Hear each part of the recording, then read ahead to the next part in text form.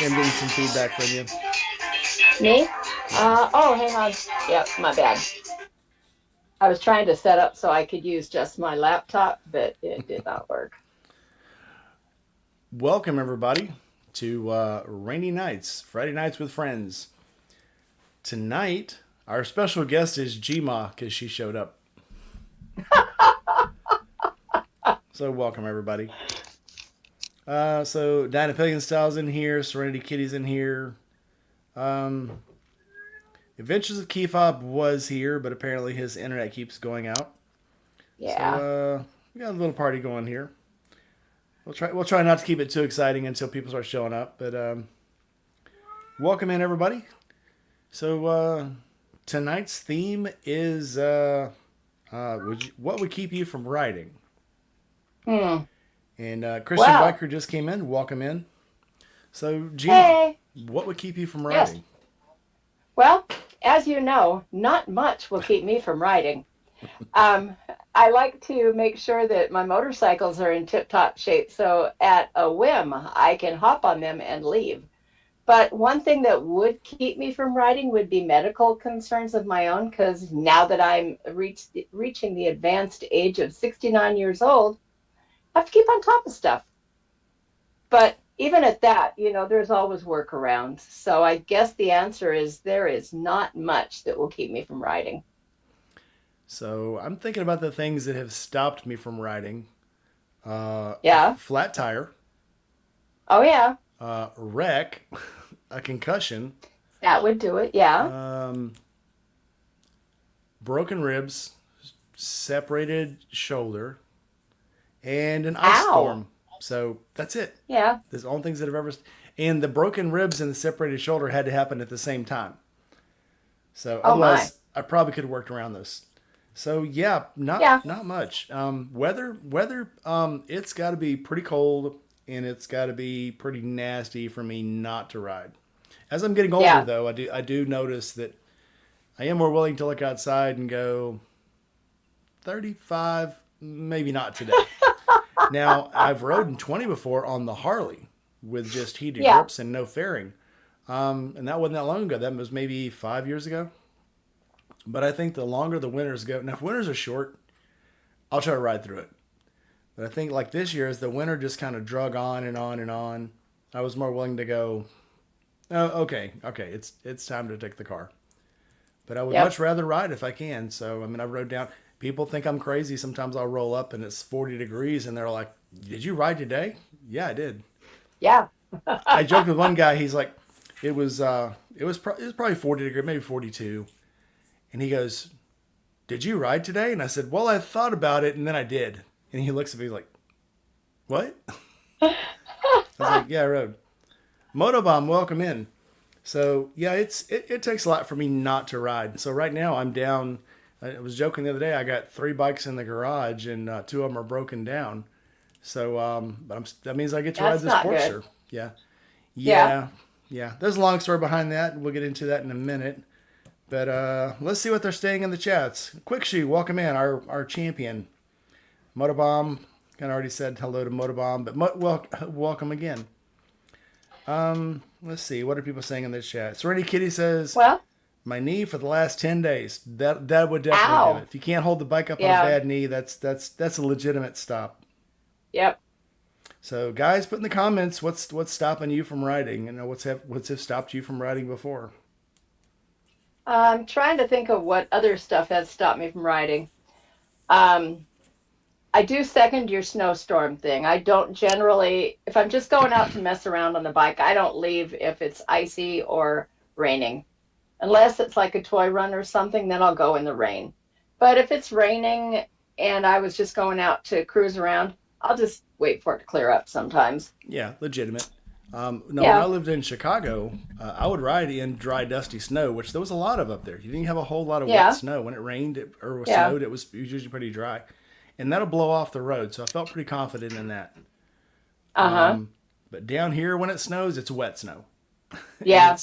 it's literally When like, it snows here, it's wet and icy. well, here when it snows, it's usually been like 50 degrees the day before, so it snows, then it melts on the road, and then it'll refreeze, So then you have this little layer of and ask me how I know.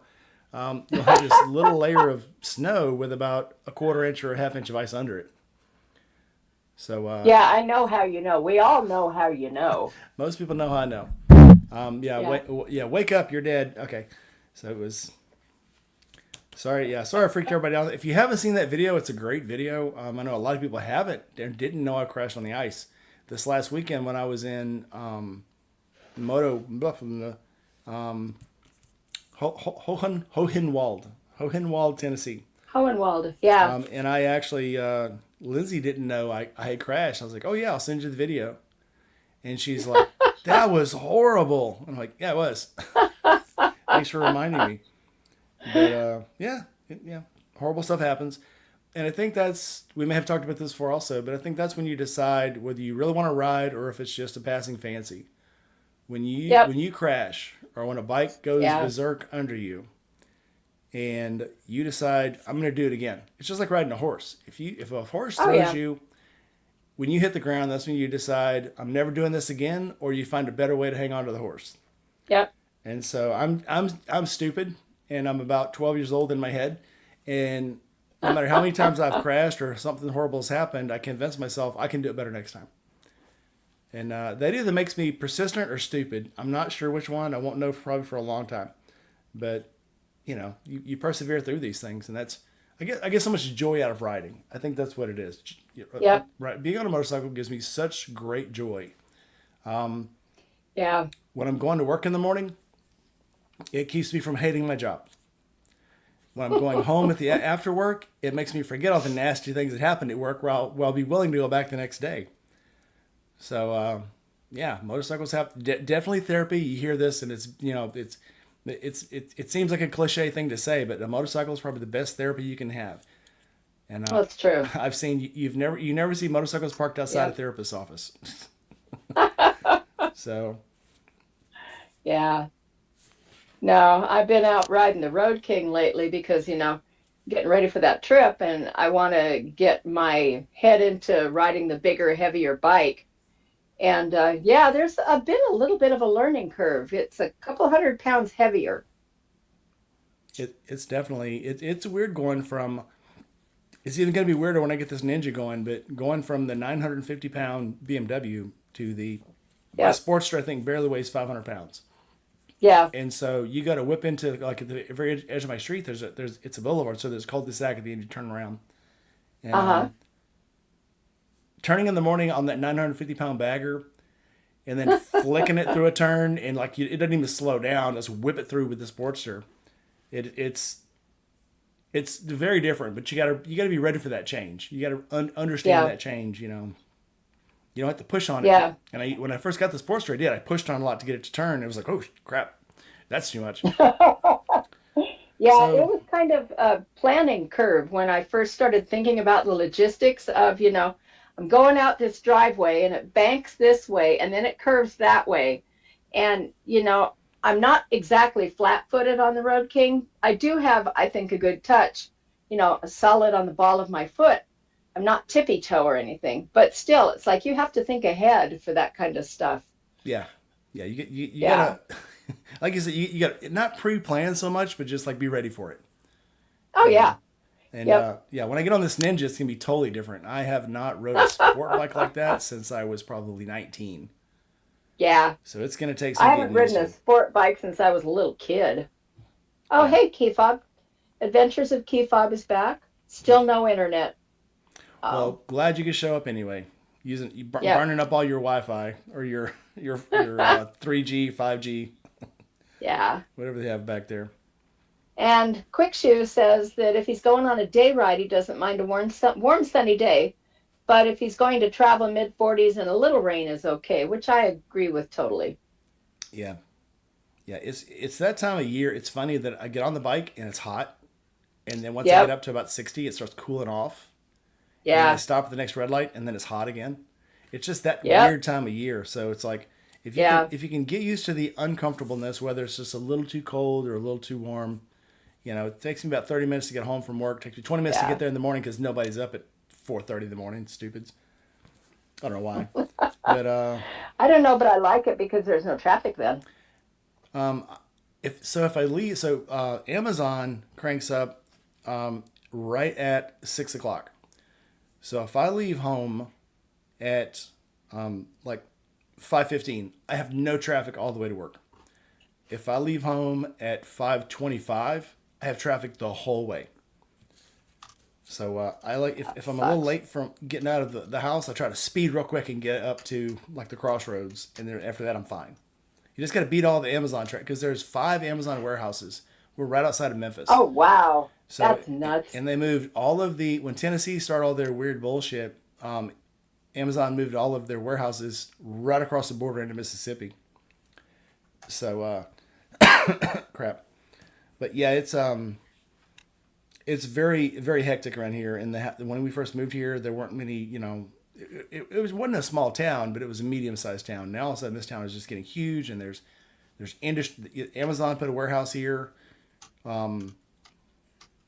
Elon Musk put one of his thinking machines in right up on the north side of Memphis. His supercomputer is right there, right next to a place I used to work.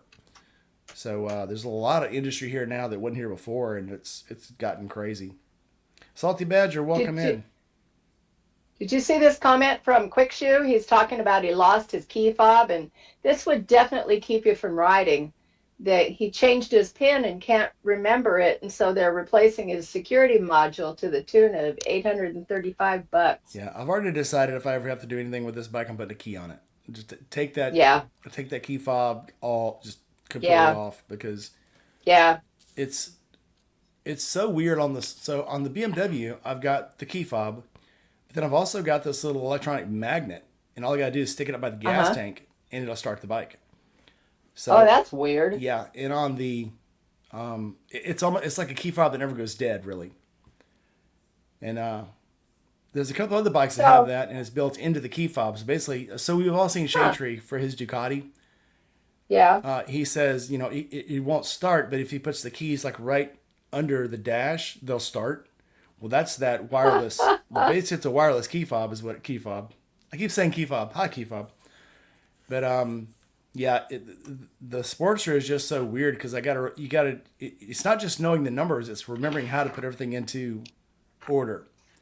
And you've only got As three a matter of chances. fact, I'm going to write this down right now because now that I'm thinking of it, I have one key fob for the Road King, and I do not know if it has a pin set or not. So they all come straight from the factory and every one of them has the same number. What is that? Should I give it out on the air?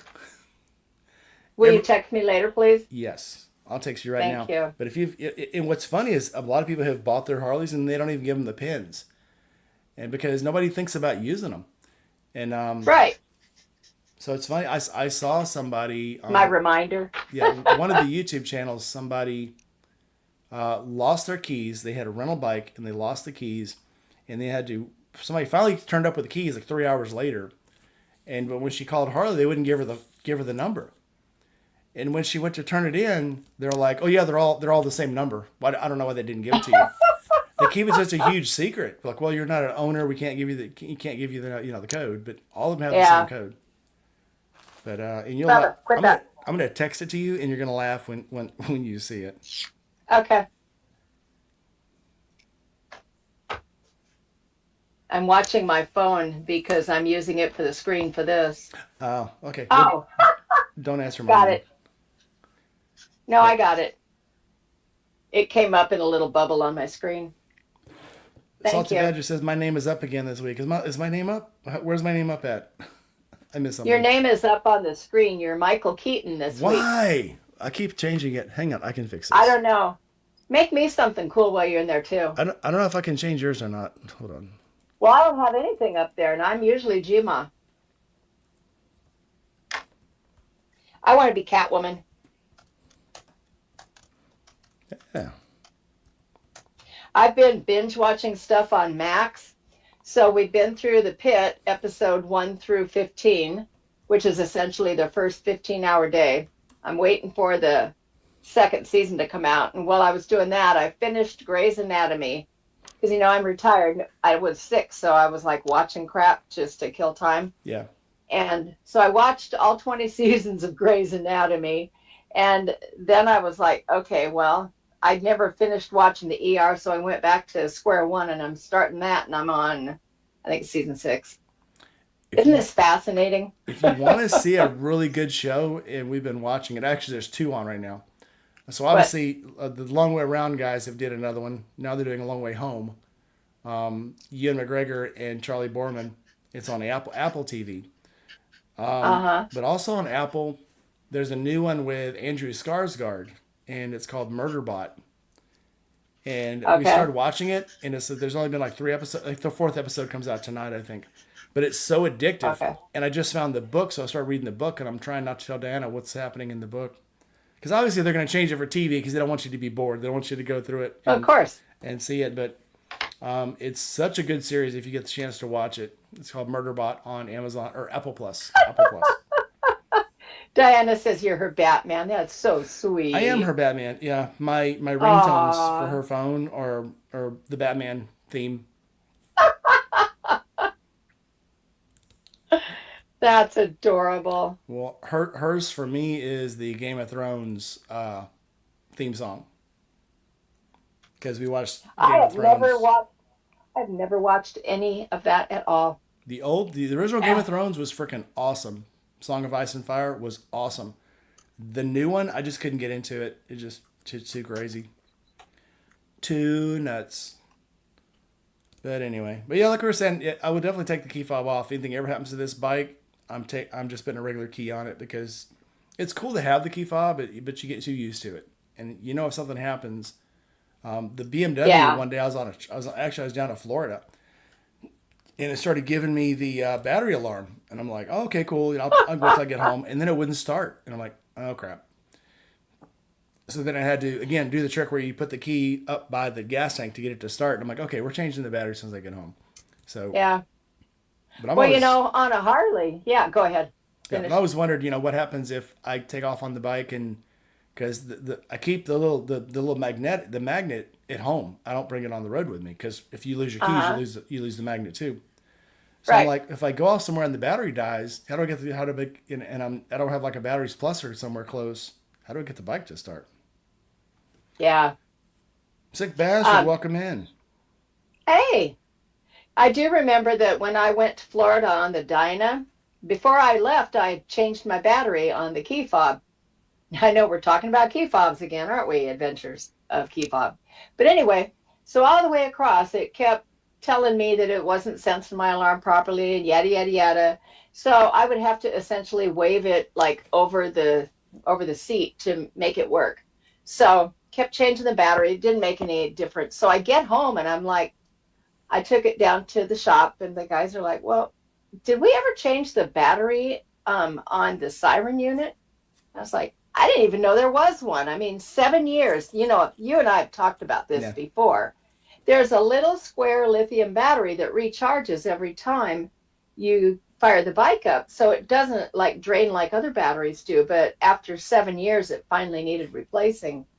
So I paid the big bucks for a Harley battery and they put it in and I'm glad I had them do it because it was like elbow deep in all that crap under the seat, Yeah, and it's with crazy. only Harley. Yeah, I Harley loves to do that shit. I didn't know a battery was there. Yep. Well, and I didn't either, and I didn't even notice it because I've got the bench manual and the exploded manual and all that shit. So and there's this one half-page thing where there's a little battery there. It's like assholes. I'll have to read through my manual again because I mean, those manuals are huge, and you read through it. Yep, yep, know this. Yep, sure. Uh huh. Yep, yep, yep. Yeah, 1050. Yep, exactly. got it. Uh huh. And there's things you Yeah. miss. So yeah, Oh yeah. I'll have to read through it again. What I I did when I was building the Sportster and the Shovelhead is I took them to work and we had industrial hole punches. So I punched them all and I put them in loose leaf binders. That's a good idea. It worked really well. Oh, I found a good 2-in-1 exhaust for the bike that doesn't cost $800. Nice. I think it's called like Thunder Dragon or something weird like that. Uh-huh. But it's only $250, so 2-in-1 for the Sportster. Oh, So that's cool. after I get the Ninja going, then I'll look into Right. that. And after I sell it and make some money. Yeah, I don't want too many bad things to happen while I've got that. Yeah. I think It's always expensive to have a project bike sitting around. yes, yep. And I'm not spending a ton of money on it, but I mean, Hey, that's pretty cool. I got a sticker on the bottom of my drink glass. self promotion. Yep. Was that Forgotten Angels. yeah? Shade Tree says self promotion is like masturbation. It only makes you happy. I'm cool with it though. Hey, do what you want to, baby. You earned your right. uh, Yeah, I'm looking for that. I probably accidentally deleted it. Oh well. Anyway, all right. Yes, Key Fob, you're very important. As long as we keep yes, shoving he is. batteries in your ass, you'll be just fine. All right. So Salty Badger. I love a good project bike. it makes me so happy to every little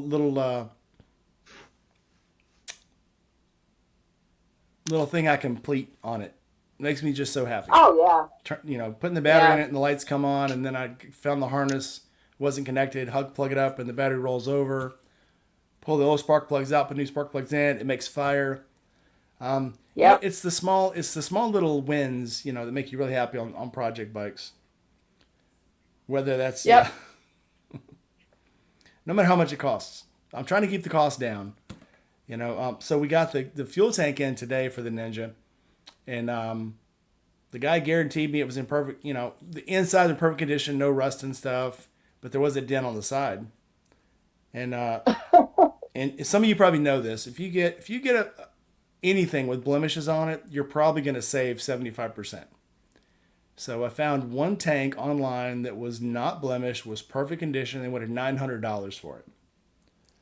And this one with a big dent on one side. When I say big, it was probably the size of a quarter. I'm just reading the comments, and one of them cracked me up. Oh, tell me the comments. Yep. Adventures of Key Fob. Rainy. I better never see you with a pack of D batteries and a tub of Vaseline. What you know won't hurt you. Don't get drunk at the camp We out. all have that concern.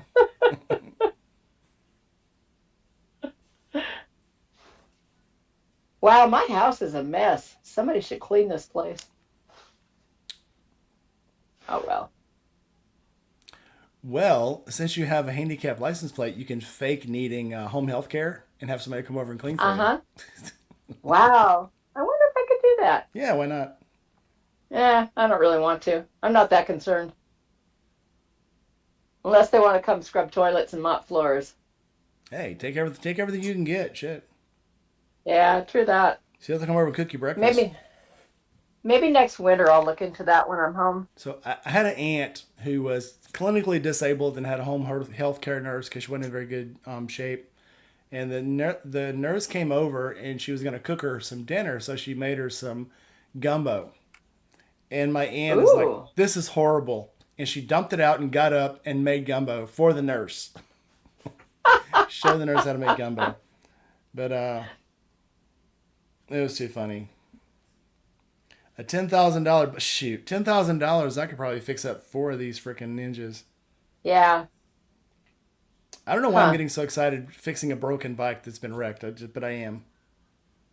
I think it's because you get an image in your mind what you want and you can make it your own self. If you got a completed bike, all Yeah. you can do is take things off and put things on and try to change little things. If you got a totally wrecked Yeah. bike, you can change everything on it because you're starting almost from a clean slate.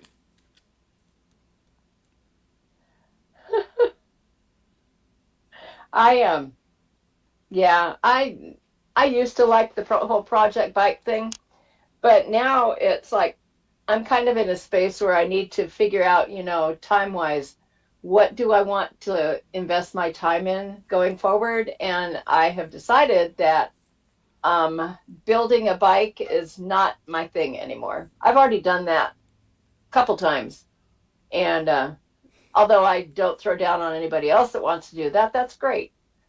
And yeah. but it's not where I want to go forward to. Well, you've got like 9 bikes in your garage too, so you don't have that empty I hole. do. And I also have a 74 Sportster that needs constant tinkering anyway, so it's not like I'm lacking for a ongoing thing to mess with. Yeah, quick shoe. Thanks for coming in. I do have to get your package in the mail. I've been very lazy, so quick shoe and crash both. I got to get your packages out. I got your addresses down. I just need to put stuff in the boxes and ship them. Well, what the heck? Oh, Dry Heat just Right, stepped hey in. Doug, how goes it? Nice. Always good to see you, Doug. All Yep. right. So Salty Badger, what did you do for your project bike, your biker build off bike? I know, I was wondering about that. Oh, Band-Aid Biker is here. Hi. Band Aid biker, welcome in. Yes. So that means that Grace is not too far behind, right? Yep. I was gonna say she's not far back. It's like when Yeah. Yeah. the I was in the Buttafuoco's, but yeah, Joey and Lala Yeah. they're gonna be along. Yeah. Whenever you see one of them pop in, Yep. the other one's right behind them. Yep. The Strombolis, Yep. the Buttafuoco's. Yes. What's wrong with me? I'm having 80s Yeah. flashbacks today. So, Band-Aid Biker, how about you? What would keep you home as far as riding? Um, we were talking about mechanical failures, medical stuff, conditions outside, those sort of things, just to catch you up to where we're at. And then we just went down a rabbit hole. We're just talking about everything now. We do go down a lot of rabbit holes. We do. Yeah, Steve was Yeah. gonna come in tonight. Of course, he's got a headache, and he's said he'd be working until 9 o'clock West Coast time tonight. I So worry about him. He needs to get that headache thing dealt with. he's had it for a very long time. But Yeah. yeah, it's Yeah, a hurricane would keep me home too, Band-Aid. hurricanes would make me ride away from home, but you're still riding. Yeah, right. I I think remember, I think it was Tennessee we were in, and it was so rainy. It wasn't like the rain up here, because up here when it rains, it's really cold and wet and icky. But when we were down there and riding in the rain, it was like muggy, just weird. yeah, and I'm not sure which is worse when it's like 45 and raining or when it's 85 and raining. The 85 and raining was really annoying to me because it's like you can't really take layers off because you get beat up by the raindrops when you're traveling. And, it's hot and it's mucky, and then the sun will come out for a couple minutes and then everything starts steaming. Yeah, and I don't mind. So if I'm on the highway and I'm going that fast, I don't mind because you'll dry off Yeah, pretty quickly. right. When you're doing back roads and stuff and you can't get up to speed and you can't dry off either because you're not really in the sun, it sucks. Yeah. It's just sticky. And you're going to get weird, itches. Anyway, Yeah. anyway. Yeah, we don't need to talk about those itches. Let's keep it a PG-13 thing. Hey, I didn't say it was those kind of itches. It was, your feet. Your feet get swampy. Nobody likes Yeah. swampy foot. And you know what I mean when I say foot? By foot, I mean No. ass. So Yeah. nobody likes that. Liking the rear fender, if that is what you go with. Rear fender? On this Huh. project bike. VZ, Yeah. welcome in. I think you're new. I don't think I've seen you here yet, unless you're using a different title. When people change their names, it's somebody was messaging me the other day, and I'm like, I don't know who this person is, and I kept like putting it in the secondary file. And young people like to change their Instagram handles all the time. Yeah. But if you change your handle on me, I don't know you. I'm gonna delete your message. So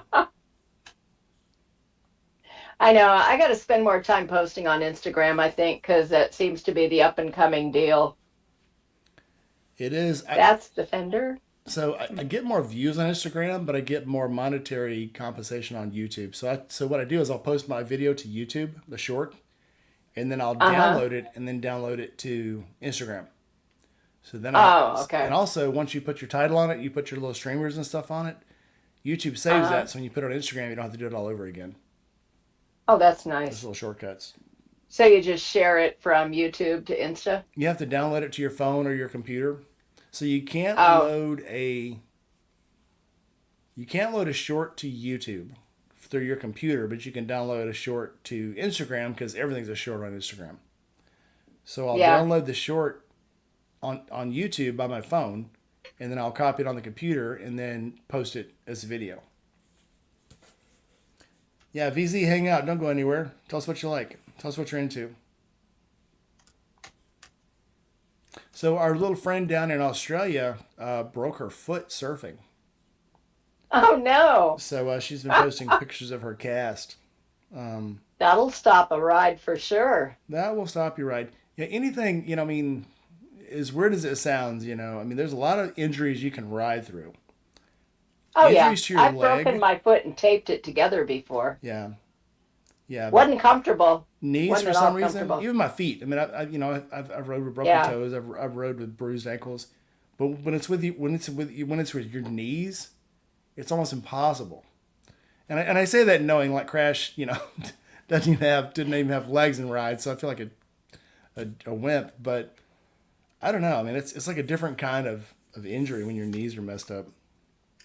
Oh, VZ has just gotten an Indian Scout, and it is his first bike, Rainey. Nice. You know who would like that? Yeah. Buck Brown. Yeah, Buck. We have a friend, VZ Buck Brown, who is very pro Indian motorcycle. Extremely Indian. He's got Yes. the chief. I think it's a dark horse is what he's got. No, it's not a dark It's horse. a dark horse. Is it a dark Is horse? it? I thought think it so. was. Okay. Yeah. But yeah, it's he's very pro Indian and pro loud muffler.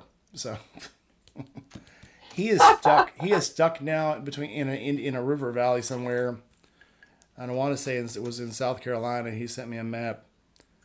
But Oh my. yeah, he's stuck between Asheville and Knoxville in a valley, in a gorge. Oh. Uh, Oh Lord. The road has been damaged, and I want to say for like 2 months that road has been messed up.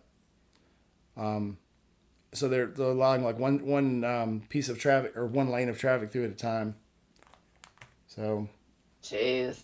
Well, he's going to be a quick minute. yeah, he won't be able to get in tonight. He says remnants of the Hurricane Helene, and that was a while back. Oh. So I keep thinking about moving to a different area, and I know taxes in Washington are really high and stuff, but yeah, my family's all here and stuff, and we don't have any hurricanes and tornadoes up here. I think Mississippi, where we live, is perfect because you're far enough from the earthquakes, you're far enough from forest fires. We Yep. rarely ever get any floods here, even though some of my videos have shown there's an old town. It's probably 10 miles west of here. But there's an old berm there that's probably 100 feet high, and it's where the old stop used to be the levee for the Mississippi River. And when you're on top of that berm, the Mississippi River is still like 7 miles away. But that berm is there because at some time the Mississippi River was all the way up to that berm and halfway up it. Yep. So you Yeah. imagine land that's 7 miles away used to be 50 foot deep in water. Nature. Where does the Mississippi River start? It starts. I used to know this. It starts up somewhere north. Yeah, that's it. And then it flows Does it south. come from the Great Lakes? Let's see. It starts with the St. Charles River, the Missouri River, and it's way up there. Yeah, I'm going to try and go find it when I'm on my trip. Let's see. Oh, thank you, Band-Aid Biker. He says Minnesota, so in that case, I will be going by there. Yeah, there's a lot of rivers that run into it. I've got a niece that lives in Minnesota. Haven't seen her for, let's say, about 20 years. I'm going to try and pop by and see her. After my brother died, she moved back to Minnesota, and we kind of lost contact. Christian Biker uploads shorts straight to his YouTube from his phone, but he does all his recording on his phone. Yeah. And you have to. You have to put YouTube Yeah. shorts on from your phone. Yeah. I tried to do all my recording on my phone, but it didn't work well for me. I'm not talented. I'll Not teach you next talented. time you're here. Thank you. That's kind of what I was looking for, That's what I'm here for. because I'll be coming your way pretty soon. Bring it. How much longer? Well, we are leaving on the 15th, and then I'll be leaving Virginia City the 17th, and figure about 500 miles a day. Probably about a week after that, I'll be to you. I've got it sussed out, and it's kind of like 18 states or Then 18. Yeah, about 18. Yeah. we would definitely have a bed for you. Yeah, I'm Uh-huh. noticing up in Minnesota, the Mississippi is not as big as it is down here. You could probably throw a watermelon across it. Nice. Not big at all. Doug, welcome in. How you guys doing tonight? We are Hey, all Doug. right. You got a little echo. Let me see if I can knock your echo down. Yeah. Hang on, let me see if I can do. Probably just have to do this. Give me a second. Okay. How you doing now? Still echoing. Yeah. I'm gonna turn your echo on real quick. Hold on. Is that better? How's that? Um, Probably better. yeah, it Yeah, sounds better to me. that's better. I approve. Idiac? No. Okay. So what's going on with you? Oh, just went and picked up the electric glide. Got some new shoes on it, and I got a little carried away while I was there. Got a set of 4-inch longer bars that kind of sit back a little more comfortable. Nice. Just get, she just took my last cigarette. That was mean. So what will keep you from riding? 120-degree plus. Ah, It's like riding into a blast furnace. It's just not comfortable. Okay. Yeah. 100, Yeah. 115. That's kind of the edge right there. If I've got a black helmet on, I don't do anything over 110 degrees. Had that I experience coming back from I Flagstaff. remember that. Yeah. Yeah, You got pretty sick last year. yeah, Heat that was exhaustion, right? Yeah. yeah, that was it was pretty good that we had a few liters in the refrigerator. I told her throw them in the Yeah. freezer. I'm on my way. You know? So I ended up taking 3.5 bags. Wow. Yeah, yeah, I was done. Yep. So, jeez. but fortunate what you have at home, I guess. Forever in Oh, blue jeans, welcome in. First time here, and a cheery hello from Eastern Canada. Well, welcome in. Hi, forever. All right, blue jeans. What do you ride? Where are you from? What do you do? Obviously, Eastern Canada, but tell us a little bit about yourself. huh. All Well, right. that's cool. I have a lot of Canadian people that watch me. That's cool. I'm a big thing in Canada. Yeah. I'm not a big thing anywhere. You have more fans than you think. So I Um, have decided if so when I went to this ride last weekend, this event, there's a lot of people there that live around Florida and that are going to the October event. uh-huh. So I've just about decided I'm going to go to the event because there's just so many people. I might not camp out, but Yeah. I might go to this one. I'm considering going and not staying there though. I have had a couple of people offer me beds, and I am not a camper. I don't mind camping. It's fun sometimes, but I think Well, the um, last time I wound up in a fire ant nest, so I'm not doing any more camping there again. Never. Never. well, Nope. then I could understand your hesitation. So I Yeah. love I camping should out. I I should love putting laugh the at tent that. up. I love having the fire and trying to cook. So Forever in Blue Jeans says I ride a Bergman 400, which is an awesome scooter. Due to a triple bypass 6 months ago, had 1100 Suzuki, Oh but my my. limits are lower for the time being. Yeah, we get it, man. That's not a problem. Yeah, We we do get that. we had a guy at the steel mill I worked at that had a Bergman 650, and that thing would haul butt. It was insane. You wouldn't think a scooter could run like that, but it was pretty insane. So 10 of 10. Forever in Blue Jeans, do you have a YouTube channel?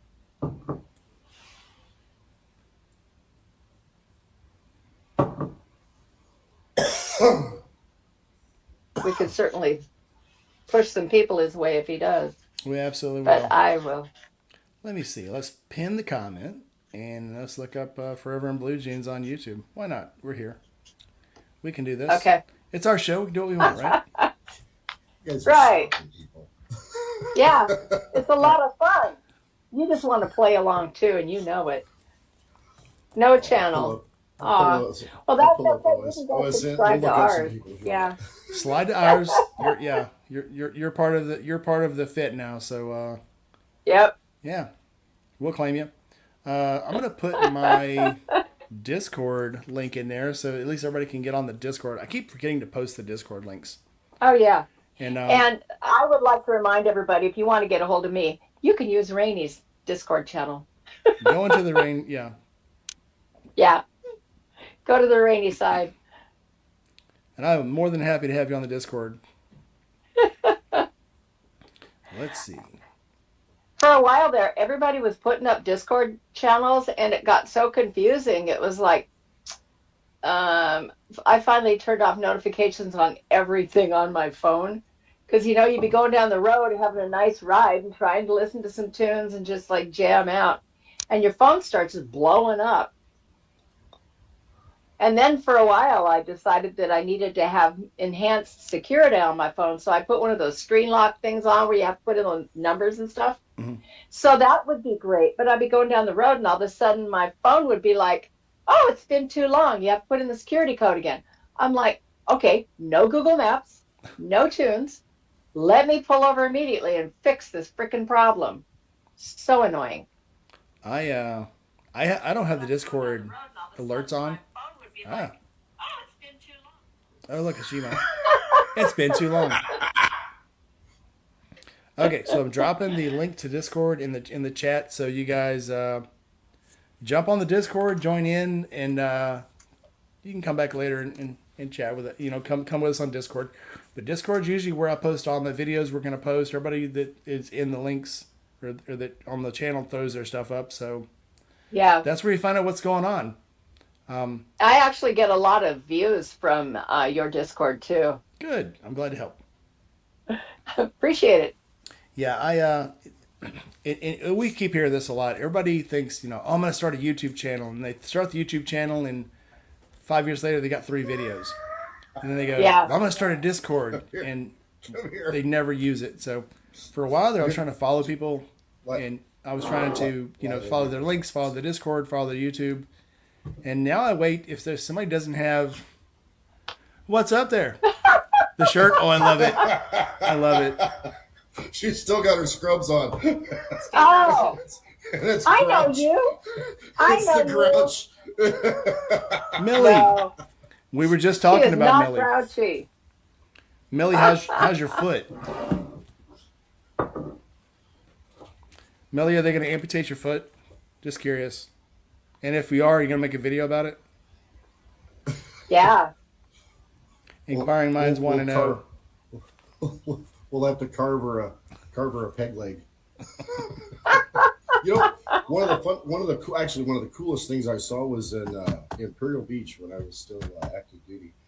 There was a guy down at the VFW that literally made his own leg out of a 4x4, and then he had like this mechanical thing on his bike, this lever you push it down, so when he come up to a light or something or whatever, he could just push this block down and it would hold his bike up from one side so it would never tip to the left. That's pretty neat. It was great. Yeah, that It is was pretty all cool. homemade. Yeah. I saw a dude the other day on YouTube Shorts. The dude, he was walking around with a peg leg, and it was a 2x4.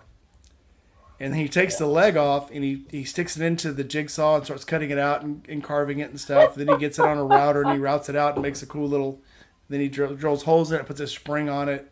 But he shows it from 2x4 to finished foot, and he actually put hydraulic springs on it and actuators and in a lock for the ankle and stuff where he could walk on it. It was pretty freaking neat. But it was funny when you open the video up and he's walking on a 2x4. So it was pretty cool. Oh. Oh, right. Lord. So Millie, I told everybody that you got bit by a great white shark, but what really happened? Well, I didn't tell anybody that. But what really happened to your foot? Surfing accident, skating accident, you fell off a mountain. Inquiring minds want to know. The 30-second delay. Yeah. So Doug, while we're waiting, when's your next camp out? When are you going to come to the rest of the weird people? Oh, jeez. Every time I try to go, I end up not making it all the way for one reason or another.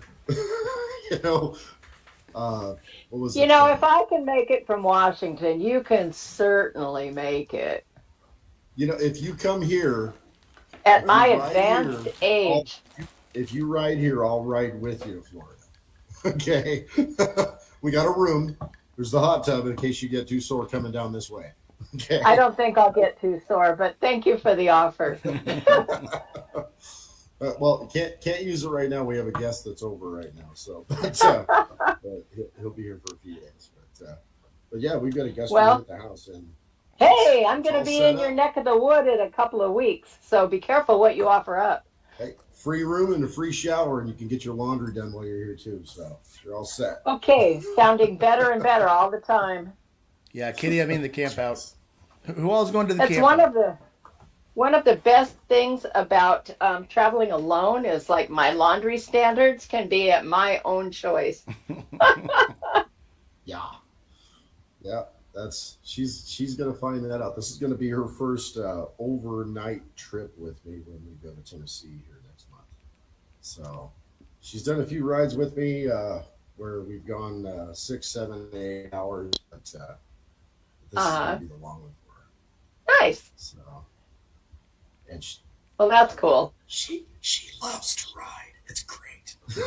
That's nice. I think is he being facetious? No. She looks pretty happy. I mean, I didn't see any ligature marks or anything when she was just popping in to say hi. So I'm guessing that maybe it's a Stockholm thing. I don't know.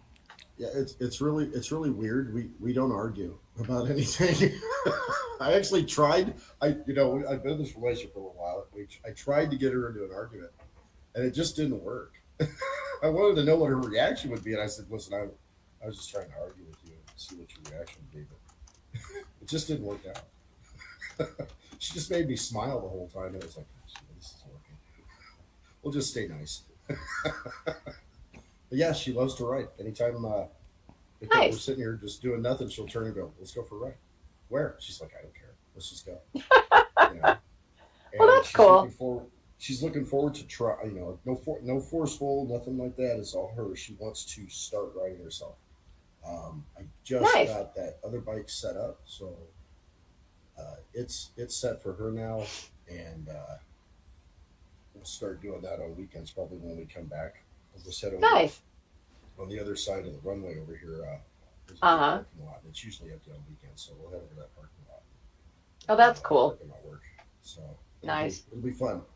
And then I'll end up getting her own bike. So. Well, you can pack more things that way, so it's only sensible. Well, she can go out and wreck this one, and I'm okay with it. It's got all the crash bars and stuff on it, Yeah. So, but then she'll be surprised later after she. You know that Harley refers to those now as engine protection devices. They do. That's nice. So that's a lot. That's a lot of vowels. I know. Yeah, it's a lot easier to say crash bars. Wow. Yeah. But yeah, I will go. I promise. I'll go. Still haven't gone yet. I'll go. I'll hit FA. And jeez. When is that? That is the next one. Next one's like October, isn't it? Yeah, last weekend in October. Usually it's last weekend October. Okay. Yeah. Millie X, we are wonderful. Did she ever say what happened with her foot? She agreed with me that it was a great white shark, and they got bit off. Okay. That means we could start making up stories. That's what I took it as. She said, "Yeah, that's believable." I said, "Good. That's what I would tell everybody happened." Yeah. Never let the truth get in the way of a good story. And it's an Australian story, so it's got to be interesting, So she got chased by bullet ants into the water, and the stingrays attacked her, so she dove deeper and swam by a great white shark to try to get away from the stingrays because she knew the great white shark would attack the rays. And swam out on a cliff, and at the top of the cliff, she got bit by a white-lipped viper. Fell into the water, but luckily was pulled out by some friendly wombats. And is it good so far? You're doing great. Keep it going, Rainey. Well, one of the wombats got too frisky, and she nearly became a wife. Luckily, the killer kangaroos were also swimming in the water and helped her escape the wombats. And the ghost of Steve Irwin helped her back to the highway, and everybody lived happily ever after. How about that? Huh. Okay. I liked it. But did Millie like it? That's all that matters. It has me. Yep.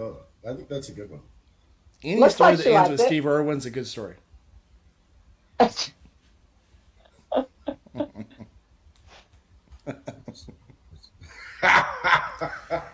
all the support, all the love, right here, babe. Wow. I'm not sure she knows how much love is in this room right now. There's a ton of love in this room. Yeah, this is a love only room. Okay. Yeah, there's probably only 2 people in the room right now. I mean, not counting Doug, that has not been to the Forgotten Angels compound. So I don't count. Yeah. Oh, jeez. So yeah, Forever in Blue Jeans and Millie X. I think I saw people in the chat that haven't been there.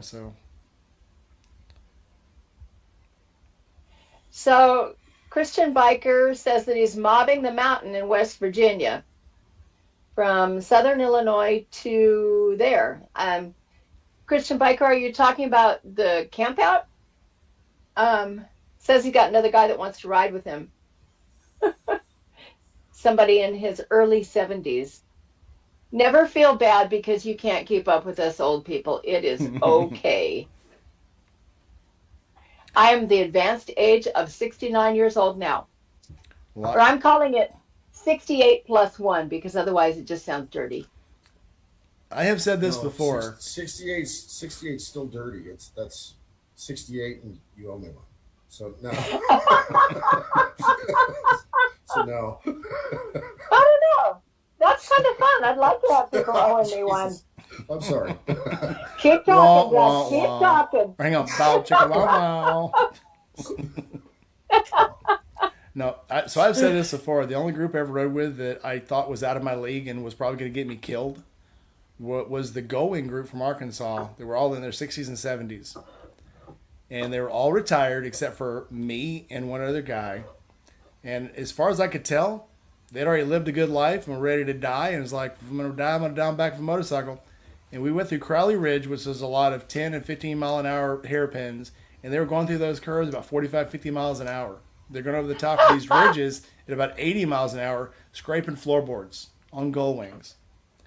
And I consistently worked myself further and further to the back. And I'm like, And I was on a Honda Sabre, 1100 Sabre.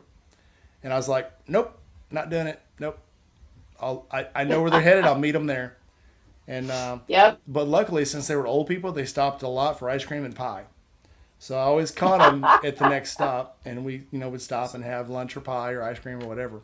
But we left at 6 o'clock in the morning. Say they stopped to pee. Well, we had breakfast at a gas station, at Tiger's truck stop, and then we left there, went from Jonesboro, Arkansas to Batesville, Arkansas, stopped for pie. Rode from Batesville up to Hot Springs, stopped for ice cream, and to look through all the little village shops. Then we rode up to Walnut Ridge for lunch, and then rode from there to another place and we stopped for pie again. And so at the end of the night, we're up in, where's the little crappy place that the one-eyed chick is from? Jesus. Sheryl Crow. Rector, Arkansas. Got to Rector, Missouri. And they're like, yeah, it's still pretty light. It's like 8 o'clock at night. And they're like, yeah, sun ain't down yet. We can probably ride a couple more hours. And I'm like, I got to work tomorrow. I'll see you guys next time.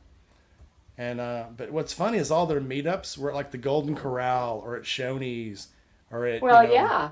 some types had a killer buffet, and they would rent the entire room in the back, and it was a lot of fun riding with those guys. But dude, you better know what you're getting into. Do not try to keep up with those people. These people, some of those guys have been riding for 60 years, and you're not going to keep up with them. What's funny though is how fast they were on the motorcycle, or how slow they were when they got off. Just gonna say. Yeah. It's like I'm hell at riding, but getting off sometimes is, getting off the motorcycle is a little bit tricky occasionally. I was going to say that was start. You got to be careful I with have your to change comments on that. that one. Yeah. Okay. Yep. It is a Harley. You can get off. Never mind. Yeah. Shame on you. 74 Sportster. Mm-hmm. That's some shake there. Mm-hmm. Vibrate. Yep. Yep. Oh, And boy. that's all I'm saying. Dirty old ladies are worse than dirty old men. At least dirty old men try to cover it up. Oh, it's No, you She was don't. a nurse. Who said I'm a dirty old man? I know. I don't know if you ever sat. I actually I do know. You've sat with a table full of nurses and listened to them I talk. have. It's terrible. Oh, Yeah. We're horrible. Yeah. dude, it's- I used to it's do. great. I mean, this wasn't old ladies, but I used to have to do barracks inspections up in Great Lakes, and the girls who were in high school were filthy. Dude, they Yep. were nasty. And I'll tell you a story when we're not on the air because just Yeah, no. Yeah, there's- Millie's young and innocent. We can't corrupt her. Right. Millie's too young for all this corruptness. So many gross stories on that. No. Millie Let's says, never guys, I had to discuss break this the news again." to you, but I just got told my leg will grow back from the shark attack. Well, that's Australia for you. Don't worry, Mike. They'll grow Great back. news. I wonder what the drinking age is in Australia. 12? Huh. They raise them rougher there. Just gonna. That they do. That they do. Yeah. Yeah, we have great teeth. Everybody has great teeth. I paid a lot for these teeth. They should be.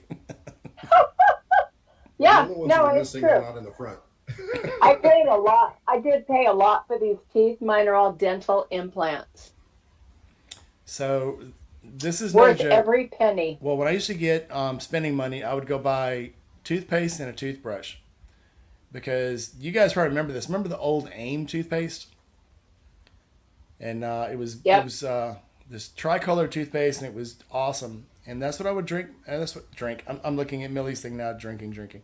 But yeah, I would spend my money on toothpaste and breath mints and all these fancy mouthwashes that they were coming out with in the 70s. So that was a big thing back then. But I've always loved my teeth. And I've dated a whole lot of people who in the dental field, so I don't think that hurt either. That helps. And still got teeth knocked out somehow. I don't know how that happened. Oh yeah, I do. Never mind. When I was a kid, I never took care of my teeth. Never, which kind of goes along with the other bad habits I had as a kid. But by the time I got to semi-adulthood, it's like they were all terrible. And I had a accident and I broke one of my front teeth. And that became an issue because nobody wants to be that person without a front tooth, And so my mom insisted from that point on, I start taking care of my teeth, which was weird because I could go run the streets all night long. I could drink. She was hell on tooth care after that. And I could not smoke a cigarette, which is weird. Yeah, I still My don't mom, smoke. yeah. Know your Yeah, boundaries. whatever. Know your I boundaries. never have smoked. I just never have.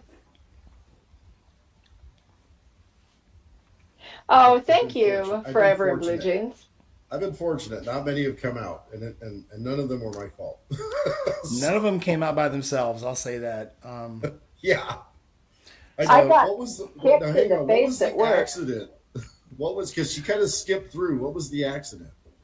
Well, the one that caused me to lose a front tooth was my brother and I were in a car wreck. I was, I think, 14, and he was 15 and driving, and we might have been unrestrained, and I might have hit the dashboard. And there's still a little scar here, but there was no medical care sought.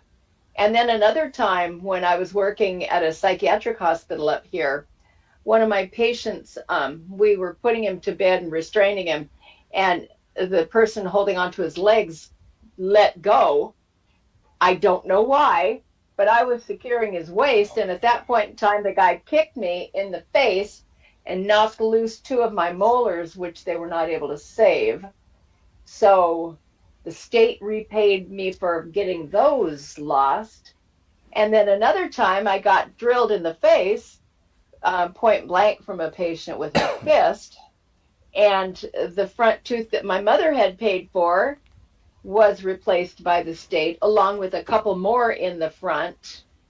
And that was, I think I was off for about a week with that. They wouldn't let me work once the bruises got really bad, because if you have like a deformity or any obvious weak spot, the patients would just go right for that. So if you're showing any bruises, you couldn't work. So Why? I got to That's stay battle home till the scars. bruising was gone. Well, because they felt like the patients would target you. Oh, because you look weak. Because I've been in jail. Yeah. Yep. It's like the Yep. stories about jail. In the corner of the shower, there's a giant mound of soap because nobody wants to bend over and pick it up. You Yeah. just get a new one. Well, and like the other part about it is the supervisors at the hospital didn't want the other patients to see what this particular patient had done to me, because I was kind of well liked, believe it or not, and they were afraid that that patient would get the shit kicked out of him, Oh, okay. I can see that. which So, eventually did happen anyway. But well, some people just have it coming. You know, yeah, some people write their own stories. I've said this about yep, people I've had to fire before, and everybody's like, "We should just fire them." I'm like, "They're gonna do it again." You know, they're gonna fire themselves. I don't have to work too hard about this. But so Diana's saying that I guess in Florida, 84 the drinking age got turned to 21. But when I was in Louisiana, Louisiana was one of the last states to move the drinking age, because I turned 18 in 1988, and I was grandfathered in when they changed the law January in '89. So I was grandfathered in because they figured, well, they're already an alcoholic. They've been drinking for 3 months. Might as well just let them keep drinking. So I got to keep drinking, but anybody that was born after January 1st, '89, couldn't drink until they were 21. And I've told a lot Jake of from stories. State Farm just stopped in. Jake, welcome in, son. How's it going? You going to the camp out this year? And what keeps you from riding? Obviously, not rain and 100-degree heat, because you went to the last Little Sturgis with me. But, my funniest Louisiana drinking stories or alcohol stories is Louisiana is just a really weird state. One, they have drive-through bars, and you can actually pick up a I gallon. noticed that. Yeah, you can. Yeah. Where I grew up, there was actually daiquiri bars. You could drive through them and pick up anything from a pint to a gallon of frozen anything, and they were like regular bars. You could go through and get a whiskey sour, a Jack and Coke, anything frozen with alcohol in it. But it's not considered drinking and driving until you put the straw in the cup. So they Or after if you I take think the wrapper off the top of the straw. well here's the thing they do now, they put a little piece of tape over it, but the piece of tape is right over the top of the straw hole, but you can pull the tape back, put the straw in, and then pull it back out. Yeah. So when I was in high school, the bars or the little convenience stores and stuff wouldn't sell you alcohol between 6 o'clock in the morning and noon on Sunday. You couldn't buy alcohol until afternoon on Sunday because it's a very religious state. Afternoon, you're fine. They figure if we can keep you sober enough to go to church, no harm, no foul. After church lets out, game on. That was a job I took in Indiana, was because the blue laws that they had there. I took a job at a bar because I couldn't buy beer on Sundays, but I could just get the keys to the bar and go in, pick up a case, and bring it home. Yeah, the blue It's the laws only were really reason I took the weird. job. I remember they had a lot of pickets, and my stepfather was a millwright, and we would build houses and we'd build porches for people.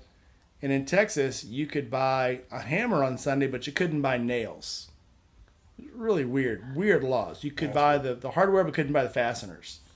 It was a very weird law. And they eventually repealed it. They pulled it back, but...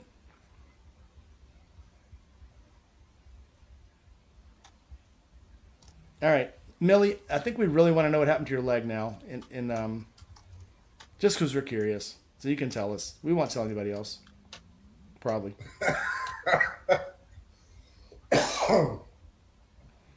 All right, Yeah, so you gotta hear the true story. I'm gonna have a vote on my channel. Two actually. One to name the new bike the Ninja, but more importantly, before that, what color am I gonna paint it? I have never had. So I've had a blue bike. I've had a green bike. I've had a silver bike. I've had a lightning blue bike. I've had a yellow and black bike. I've never had a red bike. I have a couple of white bikes too, and I've had the olive drab. I've never had a red one. So I'm thinking red, but if anybody's got some creative colors out there, I'm all for it. And I'll try, Krylon and Rust-Oleum are good friends of mine. I've actually been a sponsor of Rust-Oleum. They put my last couple masterpieces on their Instagram pages. There's Millie. Okay, Millie, so what really happened to your foot? You got to tell us. And in the meantime, what color should I paint the bike? And then later we'll talk about colors, or are you gonna go names. multicolors? Do what? Are you gonna just do everything in one solid color, or are you gonna just throw multicolored? I don't know.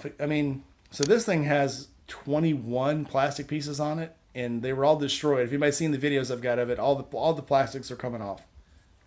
So I don't know. I mean, somebody feels creative, get a picture of a bike and Photoshop the plastics on it, and I'll do different colors. I mean, I think different colors would be cool. 80s retro Trapper Keeper colors are coming back in style. So Cardinal Red Metal Flake. I like that. I do like the hammered. So Rust-Oleum used to have a color called hammered metal. I know. And it is really cool. Yes, but when I went the last time to do the Sportster, the only ones I could find was hammered brass and hammered silver. And I wanted to get the hammered green again because the hammered green was just gorgeous. And you can't find it anymore. You can find it on Amazon, but I don't know if I want paint shipped to me. So Why? It's not like it's going to be in your house rattling around. My daughter ordered a set of gloves from Amazon, and the heated kind, and somebody must have left them plugged in or something, but when she got them, they were burnt. Oh. Yeah. I like Amazon. Everybody knows I like Amazon, but I don't know, paint? I mean, I think I'd want to see the paint and color in person before I bought it, I think. Spray a little bit inside Home Depot or Lowe's and just see what the color is. Yeah. Up here, everybody locks up their spray paint because all of the kids steal it and go tag stuff. Oh, I think it's because they were sniffing it. Oh, no, it's because they just steal it to go spray paint. Oh, that's things, right. I You don't think. live in Portland. You live in Washington. No, we don't. I don't live in Portland. Yeah.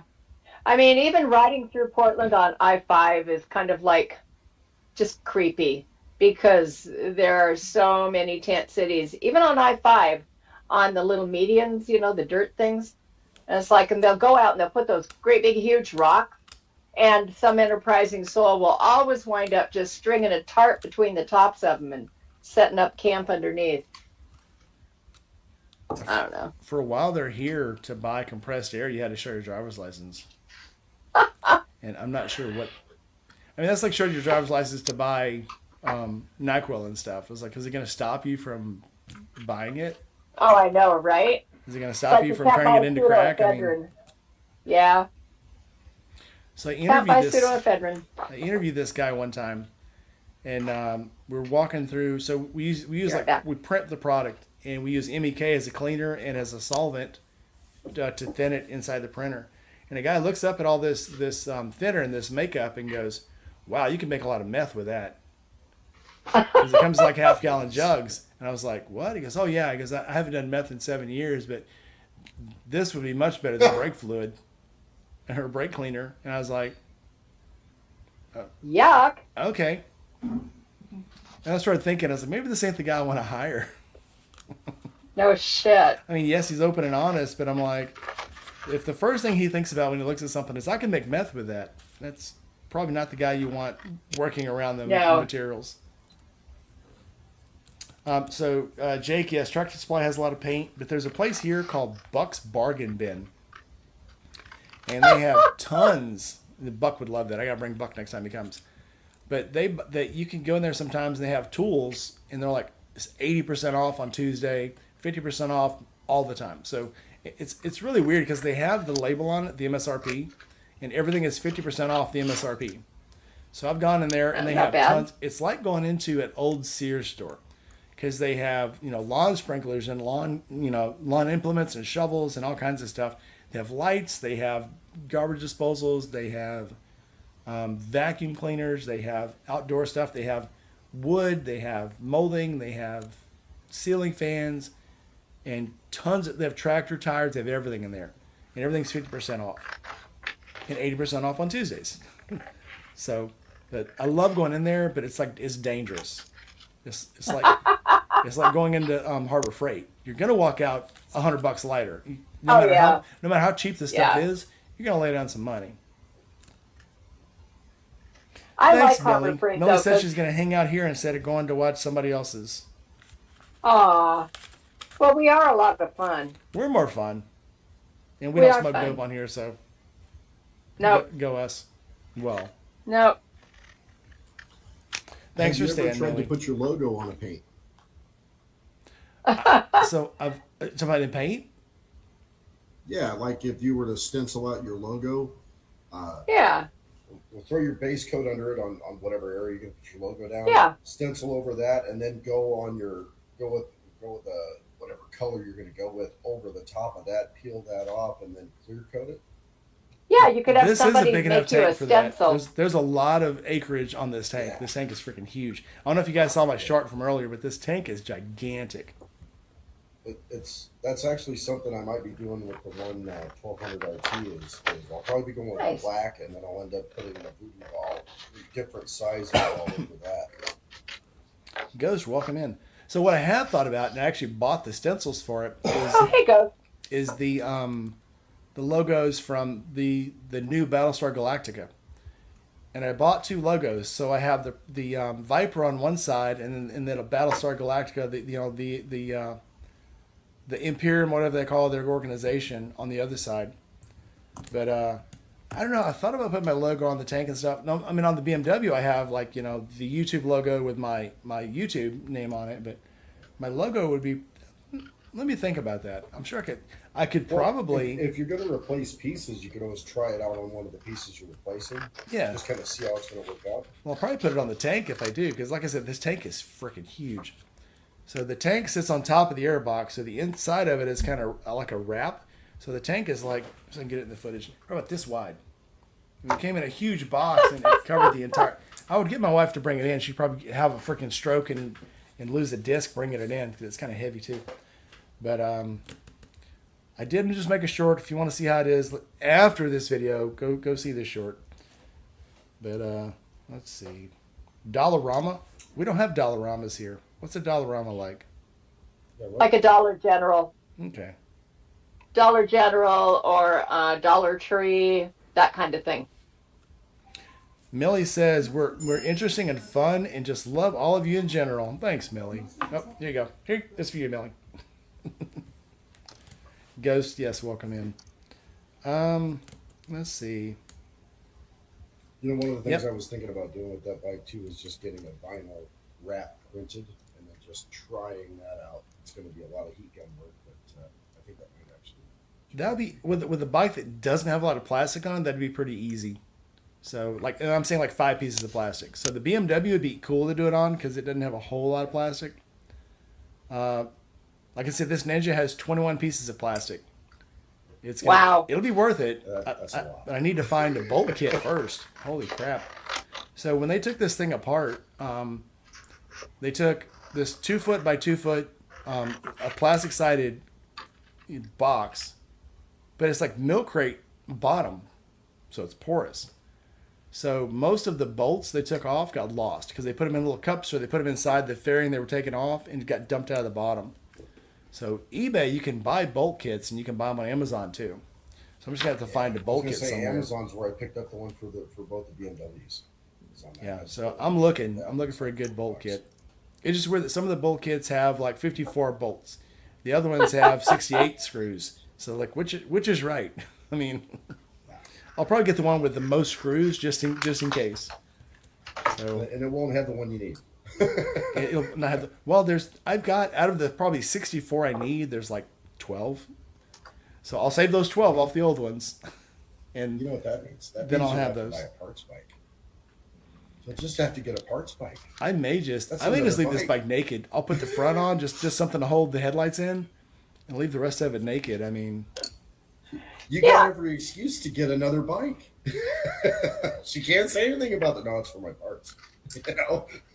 Well, I did see one. Anyway. Well, I'll buy one of those that they sell here. They're like, you know, a $7,000 bike, but they're selling it for $500 because it's race only. And they're like, yeah, there's no title because it's race only. It's like, you mean it's stolen? No, it's race only. And I'm like, I'm looking at it. So you two, I'm sure, know this. If you go to a track day, there's certain things they won't let you have. You know, you have to put water in it. You've got to have the bolts wire nutted. If you're on a big track, one that they use for like GP or something, you can't even have blinkers on it. You got to remove the turn signals. You got to tape the headlight over. So if you look at a bike that's ready for the street and they're telling you this, it doesn't have a title because it's race only, it's stolen. Period. Don't believe it. I have one that doesn't have a title. It's not stolen, I promise. My shovel head has a self-assembled title. When I bought it, it was in 4 boxes, I think, and a frame and a couple of split cases. And I got a bill of sale, which was my saving grace, and the title and the numbers matched on the cases. So at that point in time, they did or did not put the numbers on the frame for the 71 Shovelhead. Research has since indicated. And so when I got it together this last time, I took it down because the Department of Motor Vehicles, since I hadn't registered it for so long, lost the title for it on their side, lost the registration. It wasn't in the computer because if nobody was using it or tagging it, it just fell off the wayside. So I took it in. Yeah, they inspected it, and it's now my bike again. Has been for a long time, but I mean, I've had it since '87. Yeah. You know, the one that I've got that doesn't have a title, I actually bought from the state of Arizona. Nice. You can't go wrong. And I can't get a title for it. So here it's not. And it was one of their bikes. It was a cop bike. Yeah, it's not hard to get a title here, but. So Millie says she tore, the boring story is she tore a ligament in her foot, but my story's better. So I'll eventually get her on and we'll talk about it on air over coffee and tea. But because I don't think she's old enough to drink. So, but she says, my leg is regrowing inch by inch, the bone is regrowing. Wow. That is a rough time for you. Hard time. Make sure you eat lots of ice cream. You need plenty of calcium. Yep, drink your milk. Drink your milk. Lay off the beer for at least a month. Ice cream. Ice cream. Ice cream is so good for you. Ice cream has concentrated calcium in it, which will regrow the bone so much quicker. So here's a funny story for you. Yeah. Everybody beats down skim milk and stuff. Skim milk actually has more calcium in it than whole milk. Yep. Because when I take the fats out, they replace it with that milk gets built up. So yeah, a lot of people don't know the milk process on the quality of it. That's just it's literally in the tank, the qualities of the milk, and you know, the heavy cream, and it's completely opposite end of the skim. The skim is usually the best. I have never been. So funny enough, I've never had whole cow milk, but I've had whole goat's milk. So I was actually raised on goat's milk. So I am not even going to go there. Not even going to go there. Know. I don't know Yeah. how you got the goat to give that to you. I know, right? Did you have a tough time catching her? There was alcohol. I was involved. a fast kid. No, so my mother, I can say this now because she's passed and she won't see this. So my mother liked smoking cigars, and she would never confess to that, but she did. And so I couldn't drink breast milk because my mother smoked. But they would give me goat's milk because one of my grandmothers had goats, and so they give me goat's milk, and that's what I did. You know, there wasn't formula back in the early '70s. It was goat's milk. If your kid couldn't take regular breast milk, give it goat's milk. My mother drank alcohol and smoked the entire time she was pregnant and breastfeeding. Yeah. Mine And look did. what happened to you. Drink. I mean, what? Yeah, I turned out fucking awesome. What the hell's your point? Yeah, I think my mother was kind of an alcoholic too, but Yeah. Oh, I know my mom and dad were. But, You don't even know the birth certificate story. We're not going to get into it. I'll let you interview me about it. We'll put it that way. Let's just that's say a great idea. you got to line up an It interview. was a small hospital. The doctor and the nurse, both of them that were there when I was born, my dad got them on Bushmills and they were all trashed and nobody even knew my name. That's the short story. Did I hear Bushmills? Yes. Listen, He got them. It took a while for me to get out. Apparently, I got stuck. Dad pulled me like a cow. Yeah? They were all pretty. They were feeling pretty good by the time I was born. Nobody remembered my name until the birth certificate showed up. And when it showed up, I was born the day after the birth certificate showed up. So nobody really knows my birthday. Nobody remembers anything. They just know that they had a great time when I was born. It's like jump off the shit and demand evidence. You know, it was county. Let's put it that way. It wasn't city, it was county. Okay. Millie, we're And glad you somehow could make it too. I don't know. Yeah, they just called me baby for a month. Oh, Bleak just They're came just in. Yeah, baby. Bleak, welcome let's in. wait until we get the birth certificate. Bleak. Welcome in, sir. Good, sir. Yeah. Blake's been doing a lot of stuff with AI lately, and it's very funny if you haven't seen it. He was doing a lot of stuff before. He was doing like AIing himself into movies and stuff, and that was funny. But he's doing a lot more now. It was very cool stuff. Nice. If you guys didn't check out Bleak, check out Bleak's page because his YouTube is freaking awesome. And it's Bleak Rides. Bleak Rides. Is, I believe, the name of his YouTube channel. Bleak Rides. Yep. Bleak Rides. So has he put it out yet? Bleak, is there something you want to tell us? I think you put it out on your channel. Do you want to put it out on mine? And we'll wait. Da-da-da-da-da-da. Should I do a drum roll? Bleak works at a Harley dealership, right? Bleak works at a Harley dealership now. He works in the parts counter. Yep. Nice. Hang on. Let me give Bleak a drum roll here.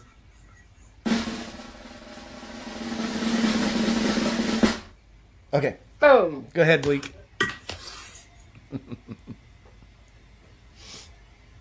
You might have scared him away. No. Oh, there he is. Yay! Happy congratulations, Bleak. Oh, There- yes, I saw that the other day. Congratulations, Bleak. That's amazing. Yep. I've been sitting on that for a while. Not trying not to say anything. For you, that must have been really challenging. Dude, look at me. Veins in my 'Cause head you and are- shit. Yes. Blabbermouth. Well, I'm only a blabbermouth about things people don't tell me not to share. Because I did have a secret compartmental clearance. So I sit on it when I have to. But I'm so happy I don't have to anymore. I am too. That's amazingly great news. Absolutely. All right, so I'm Bleak, sitting here cutting out the pages for a book. Bleak, tonight we're talking about what would stop you from riding. So, Bleak, what would stop you from riding? I should ask Millie what would stop her from surfing, but then we know it's torn ligaments in her foot. I mean, getting your foot bit off by a great white.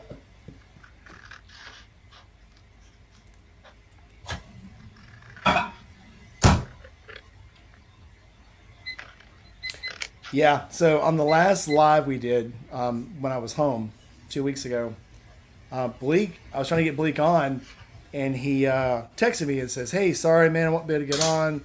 You know, this." And it's like, we're expecting. And I'm like, "Oh my God." And I started to, put something on. And then his next text was, "So we're trying to keep it on the download. Don't tell anybody." And I'm like, "Ah!" And I'd already started typing.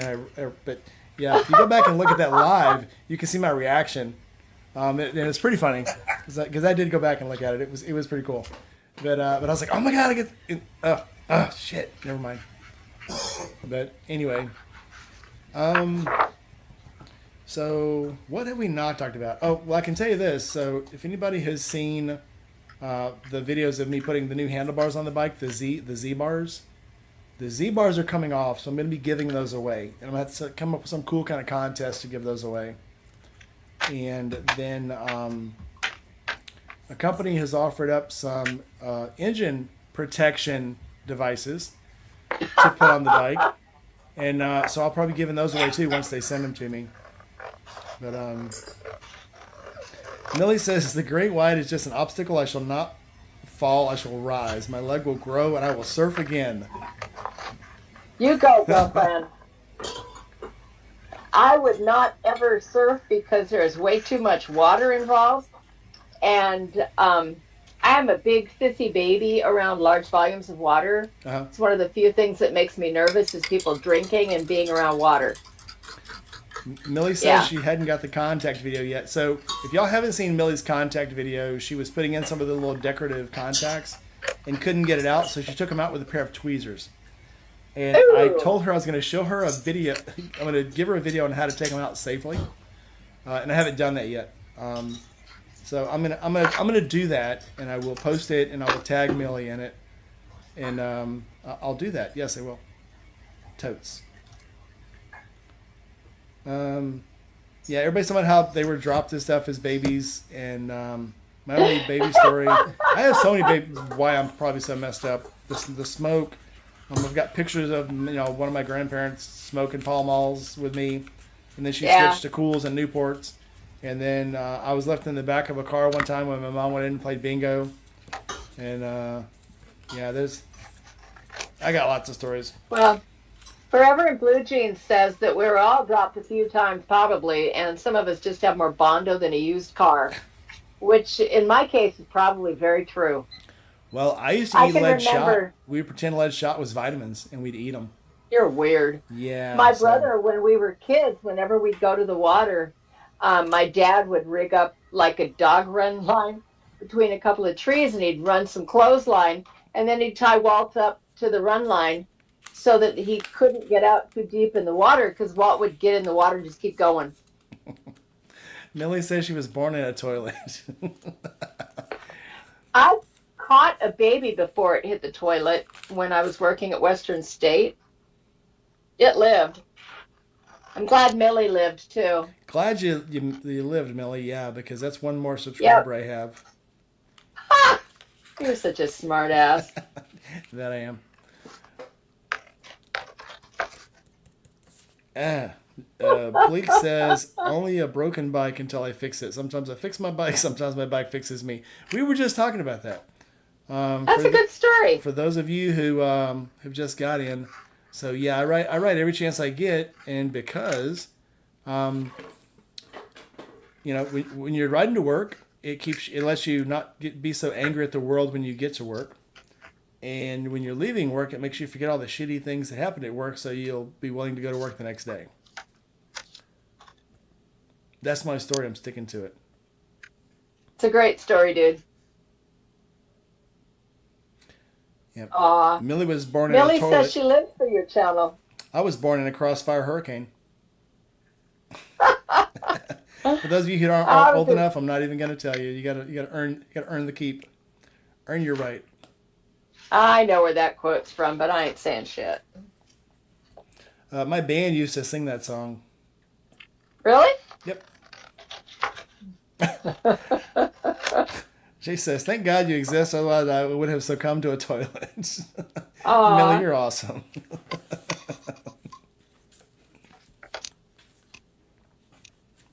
Bike payment helps chasing ghosts to arrive at work. Being retired is one of the best things that ever happened. And my retirement funds, deferred compensation, and my Roth are the second and third best things that ever happened. Well, other than my kids, of course. Yeah, other than my wife, this channel is probably the coolest thing that ever happened to me, and I've gotten the most benefit from it. Aw. So yeah, because she makes my some biscuit chicken pot pie every once in a while, and it's out of this world. But it's too much to ask for her to cook in the summer. So tomorrow though, and when you come, Gma, I'm making a apple Dutch baby. I love those. I will make one while you're here. One of I my promise favorite things. Yep, you've never had one like mine. Hell, I'll make apple Dutch baby and I'll make a hash brown casserole the same day because I love you that I much. will be happy to indulge in both of those things. I don't know what an apple Dutch baby is. It is so Well, I good. tell you what, I am gonna have No to children will be harmed in the cooking of this thing. if I drive down to the camp out, I'll bring a cast iron skillet and I'll make some while we're down there. Yum. That would be bomb. I make an absolutely awesome breakfast. So my favorite breakfast when I was single was French fries, eggs, and sausage. And I would make sausage. I would get like the kielbasa sausage or like smoked sausage, cut it up into slices, cook that, and then throw French fries on top of it. Cook the French fries up until they were done, and then when they were done, I would scramble up some eggs and throw eggs on top of it, and make like I could have come up with a better name than eggs, French fries, and sausage, but I don't know. Maybe how about country boy quiche? That sounds good.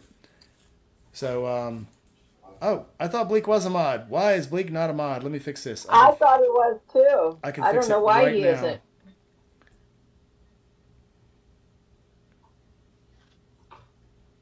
Rainey, can you ask Bleak if it's okay if I get his contact information from you? Bleak, is it okay if she gets my contact, your contact information from me?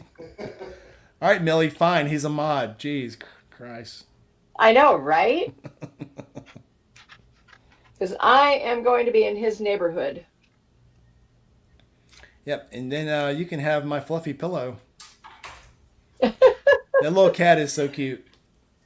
Well, one of my methods for cost cutting on this trip is I'm going to be bumming couch space wherever I can. Oh, he has a very cool air mattress down in the basement. Nice. And we have a big bed here, so you want me? I mean, unless you want to sleep on the couch, that's fine. I mean, Oh, no. No, I'd be more than happy for a bed. well, we'll lock up the spare bedroom. We can act like it's not there because I can see in your eyes you want to sleep on the couch, and I don't want to break your heart. So. I don't have a heart, so fuck Oh, that. that's right. Freaking 70s bikers, man, hardcore.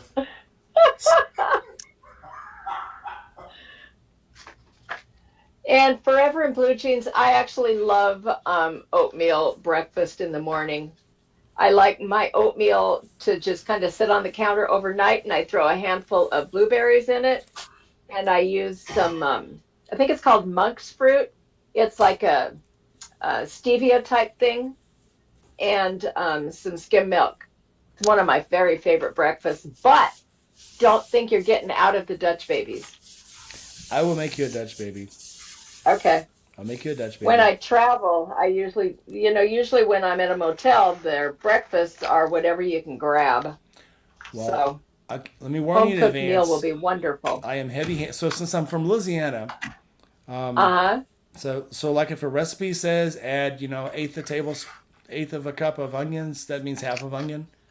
And Yeah, if a recipe that's fine. says quarter cup of onion, that means whole onion. Yeah. And there's no So such thing far as. I'm in. Yeah. And I'll try not to do too much garlic. Oh no, you can't do too much garlic. I'm part Italian. Oh, okay, good. We're good. So, Yeah. yes, I use full clove garlic. Yeah. And I use a lot of it because why not? It's good, Nice. and it's good for your I blood. love garlic. Maybe Yep, that's it maybe is. that's why I still look so young because I eat a lot of garlic. If I get a cold and it's bad enough, I'll eat a whole clove of garlic because it Yep. actually will help your cold. It will definitely clear your head. That ain't no joke, and it will kill bacteria. So, for guys out there, if you go get the full clove of garlic and you get really really sick, garlic will clear it up if you get really sick with a cold or flu or whatever. Um, it only hurts for a little while. No, not good. All right, so Is Well, Doug dancing in the background on us? I am sorry, but Have you gotten up and moved on to chores? I'm actually making a pizza. I started with flour. Oh, So I'm at this level right now. ah. I am cutting out pages for a book I'm going to be putting together tonight. Um, those of you that don't know, I do make saddlebag books, traveling journals, gardening books, that sort of thing. And I just found another cool book that I want to try to put together. But yeah, so that's what I do when it's raining up here or the middle of the night and I can't sleep. It doesn't keep me from writing though, so that's the important part. yeah, when it's raining here, I get up and ride. Yeah, because yeah, we all do that. Okay. Now I love riding in the rain as long as I can see, Yeah, and I enjoy writing at night.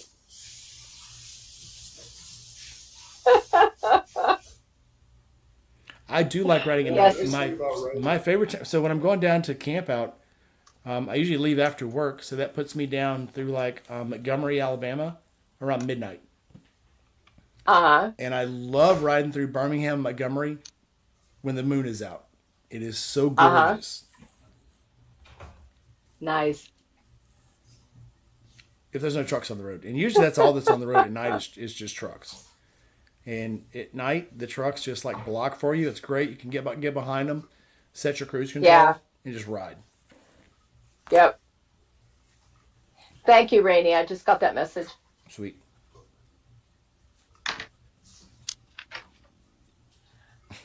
Oh, but Yes, yeah, Millie, you're I can't amazing. really think of much of anything that we haven't already talked about that would not keep me. Oh, Bleak can mod the channel. It's getting a stage 2 cam. What is getting a stage 2 cam, Bleak? I put a stage 2 on my Road King, and I wish I could remember all the details, and I quoted the details wrong on the video I put out, so my mechanic was nice enough to go put all of it in on the comments. I was like, whoops. That was nice. Yeah. Yep. One of my I won't even say it's a pet peeve. I think it's actually awesome when you're talking about things you do to your bike and somebody goes, yeah, it's got a stage 2 in it. I was like, a stage 2 what? What's a stage 2? It's a stage 2 what? What's stage 2 in it? Well, it's a stage 2. And I can imagine this dude bought this thing off of eBay or Marketplace, and the only description on the bike was stage 2 installed. Stage 2. Yeah. And how are you Well, going to a prove him stage- wrong if you don't know anything? I mean, you're like, yeah, stage 2. Oh, that's cool. A stage 1 means if, and I know you'll correct me if I'm wrong, that you have increased the air to the intake and you have increased the ability for the exhaust to move better. That's stage 1. Stage 2 includes that and a cam. And there's some other little bits and stuff. Because I know the Road King got a new set of pipes, 2-in-1 pipes. And it got I forget what the cam is that they put in. And we also put a new air cleaner and element on it and another intake something.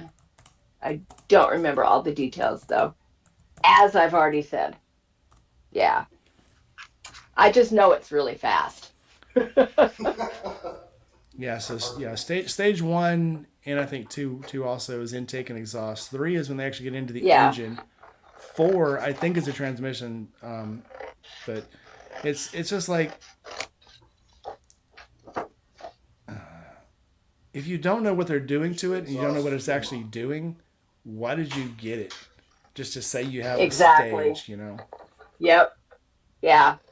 No, I know that the stage two is all of the above on stage one, including the cam. And the cam alters the timing for the push rods. Yeah, keeps them open longer, Yeah. or depending on Yep. which way you're trying to go, more power or Yeah. more breathability or more. Usually, Yeah, usually you'll get a little bit of both with the stage two, from what my observation is, and the numbers on the Road King. I don't know. All I know It's is I not. like bike. Yeah, me too. It's got 112 cc's and 124 horsepower, something like that. Anyway,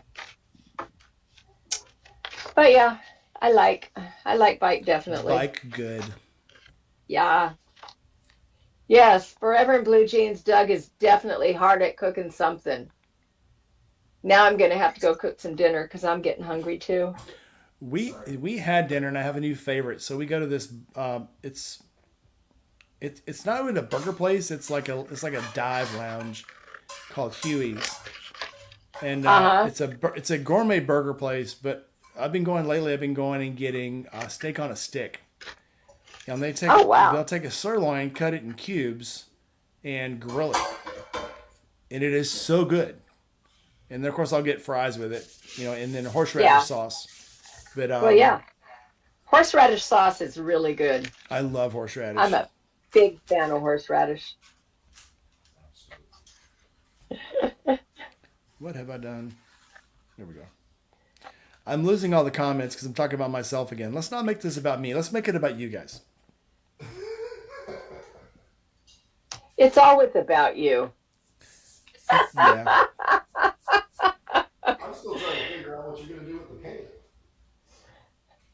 I had oh um Millie can name every part of a surfboard. I didn't know if there was any. I didn't know there was anything other than a surfboard, and I know there's the little ruddery things on the bottom.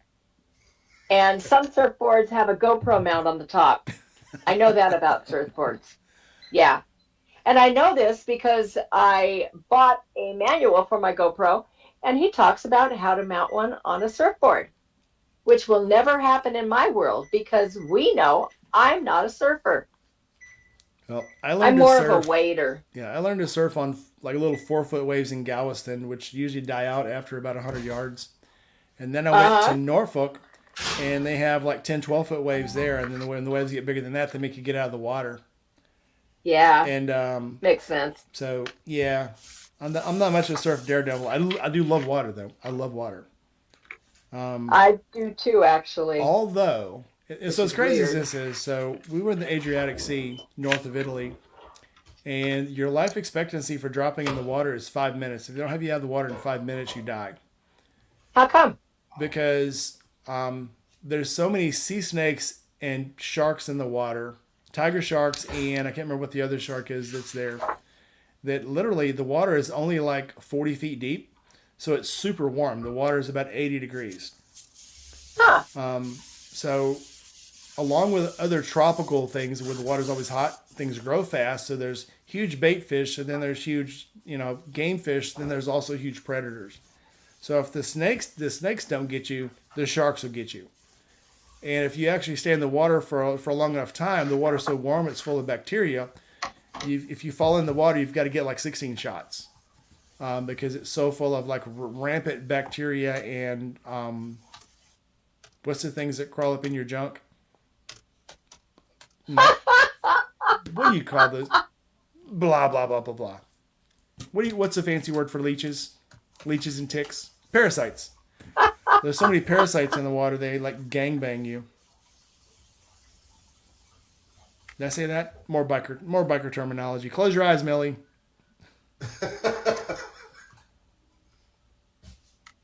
Christian Biker, thanks for coming by.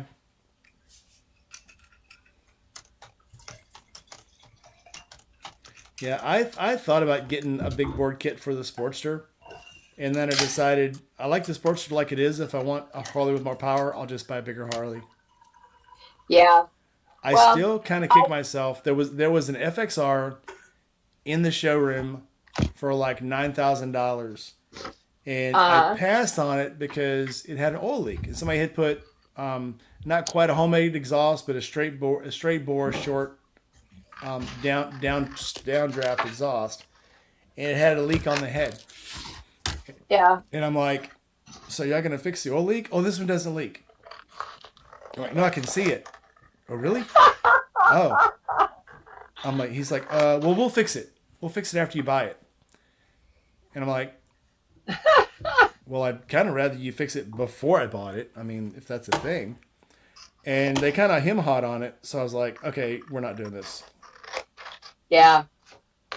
I know I've got the barrels, the big bore kit for the Road King, and that's for next year apparently.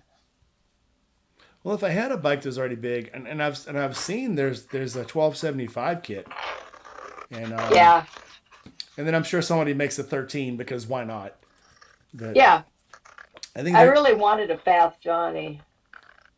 they have those here all the time. So I saw a very cool Yeah. bike today. It was not a Harley. It was a Boulevard 109 M109 Suzuki, and it was black, dark blue, and silver. And it Ooh. was gorgeous. And when I first saw it, I thought it was a Fast Johnny. And I'm like, holy, that's a beautiful bike because it looked like a breakout. And then when I got closer, oh, it's a Fast Johnny color. And then when we got closer, I was like, that's a Suzuki. Holy shit! And it looks awesome. Boulevards look awesome. Back in the early 2000s, the Boulevards they tried to give them those 1932 car looks to them, where there was lots of brass and big fittings, and they were just Yeah. gorgeous bikes. And for some reason, people didn't like those, but it had a very steampunk vibe to it. But Suzuki has always made really cool looking bikes. That's all I have to say about that. And reliable. I don't know why I What bought a size Harley, cam is he? but What size cam is he putting in that bike? hey, Bleak. Hmm? Yeah, Oh, I I, I put in a few, and pretty much anything over a 343, I've always had some kind of a problem with. It usually creates something that I end up having to just go lower. I guess it depends on which engine it's gone in, but yeah, anything over a 343, I've always had an issue with. I've always found that like the best thing to do right away is the exhaust on a Harley, especially is the exhaust, the intake, and then throw a fuel mod that you can adjust and get better fuel mileage or get your speed out of it. Gma. I never go for the fuel mileage. It's just not my thing. Nah, yeah, I go for Nah. speed. I hardly ever pass a gas station because I either have to go to the bathroom or fill up my gas tank. Yeah. So when last time you saw her, did you get to ride with her, Doug? Have not ridden with her. He's never met me yet. Pull your Well, pants up we've just and take a deep breath we've before just you do. we've just made arrangements. Yeah. We actually Yeah. Semi-legal arrangements. That's all. Yeah. we actually left someone behind last time me and her rode together. It was not my fault. No, we were having fun. You Yeah. sped up a little bit, and then I sped up a little bit, and you sped up, and probably like 5 miles later, we were like, "Where'd Tony go?" Oh, there's Yeah. no Tony. And so we were going to Copperhead down there in Tampa. So we would have hit or Ybor City, wherever it's at. So we pull over into the parking lot and we wait, and he finally pulls up and he's like, "You guys are fast." I'm like, "Not really." Not really. We were Well, holding no, back. Standard. It's a standard answer. we weren't fast. We were competitive. So, I wasn't even that competitive. no, it was I like just, we it wanted was to get hot there. out. Yeah, we wanted to Yeah. get there. Yeah. I was thirsty. It sounds like the last trip to Laughlin that Anthony and I took. I got a friend of mine. That matter of fact, Dad's getting married in Tennessee. The reason I'm going there, when he was still here, we took a ride here from Phoenix to Laughlin on a whim. Blue Jeans, thanks for coming in. Oh, Oh, see ya. Good night, Blue Jeans. Make sure you come back. We're always here every Friday night. Yeah, I'll have to tell Blake this story. It involves wombats and stingrays and badgers and the ghost of Steve Irwin. Kickboxing, So kickboxing kangaroos. Steve kickboxing Irwin. kangaroos. Steve Irwin. Jay, Anthony and I took that ride up the Laughlin, and we always said, oh, we're gonna take it easy. We don't take it easy. It just happens. And we were going the back way from Kingman into Laughlin, and there's a big old hill and highway there, and it's all kinds of curves. And I've been riding for a day or two, and he's kind of set off behind me a little bit, and about halfway down the mountain, I kind of look back and I realize he's not there anymore. And I said, what's going on? So I start slowing down and looking, and now I'm starting to get concerned, and I see the headlight. He comes up, because this was at night, and he comes up, and we finally get into Laughlin, and he pulls up the stoplight next to me and looks at me and he goes, did you see the sparks coming off your bike? And I said, only on the curves. He goes, yeah. He goes, I had to back off a little bit. I said, dude, ride your own ride, man. Ride your own ride. Yep. So, but I was chasing a minivan, and this guy was just spewing oil everywhere. So the whole front of my bike just was splattered with oil. And I was like, this guy's probably racing me and probably just screwed his engine up, and I got a kick out of that. yeah, we can go fast. We can go fast. I always get a kick out of it when people think they're going to pass me or keep up. Yeah. It's absolutely nuts when sometimes you got to look at these. Even on the Harley, I can outrun about any car. On the BMW, I don't even have to think about it. It just goes. Yep. And there was a little leaf trying to keep up with me this morning. And I told Dan about it. I'm like, this guy keeps trying to pass me. And he'll get ahead and get around and cut in front. And then I'm like, well, there's an opening on my right. So I just spin over to the right and take off. And that pisses him off even worse. And I hear the hamsters just grunting and shitting themselves behind me. And I'm like, dude, just let it go. It's okay. It's okay. Yeah, Millie, next time I tell your story, I'm going to involve another, I don't know, maybe a funnel tarantula or something. I don't know. I'm going to make up an animal and say, I swear to God, that's what Millie told me. Oh, Jerry's just Captain popped Jerry, in. welcome in. Jerry! Millie, thanks for coming in. We'll be here next Friday night. You're welcome anytime. So, yeah, Millie, once you decide to share your tragic story of loss of limb, I'll interview you on the channel and it'll be great. So, see you next time. Jerry, welcome in.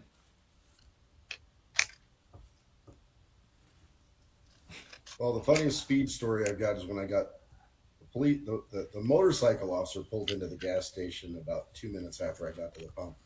And I took my helmet off, and he looked at me and he goes, "You're old." I said, "What?" And he goes, "Old people don't ride like that." He goes, "You're really old." I think that's why I get away with stuff on the BMW.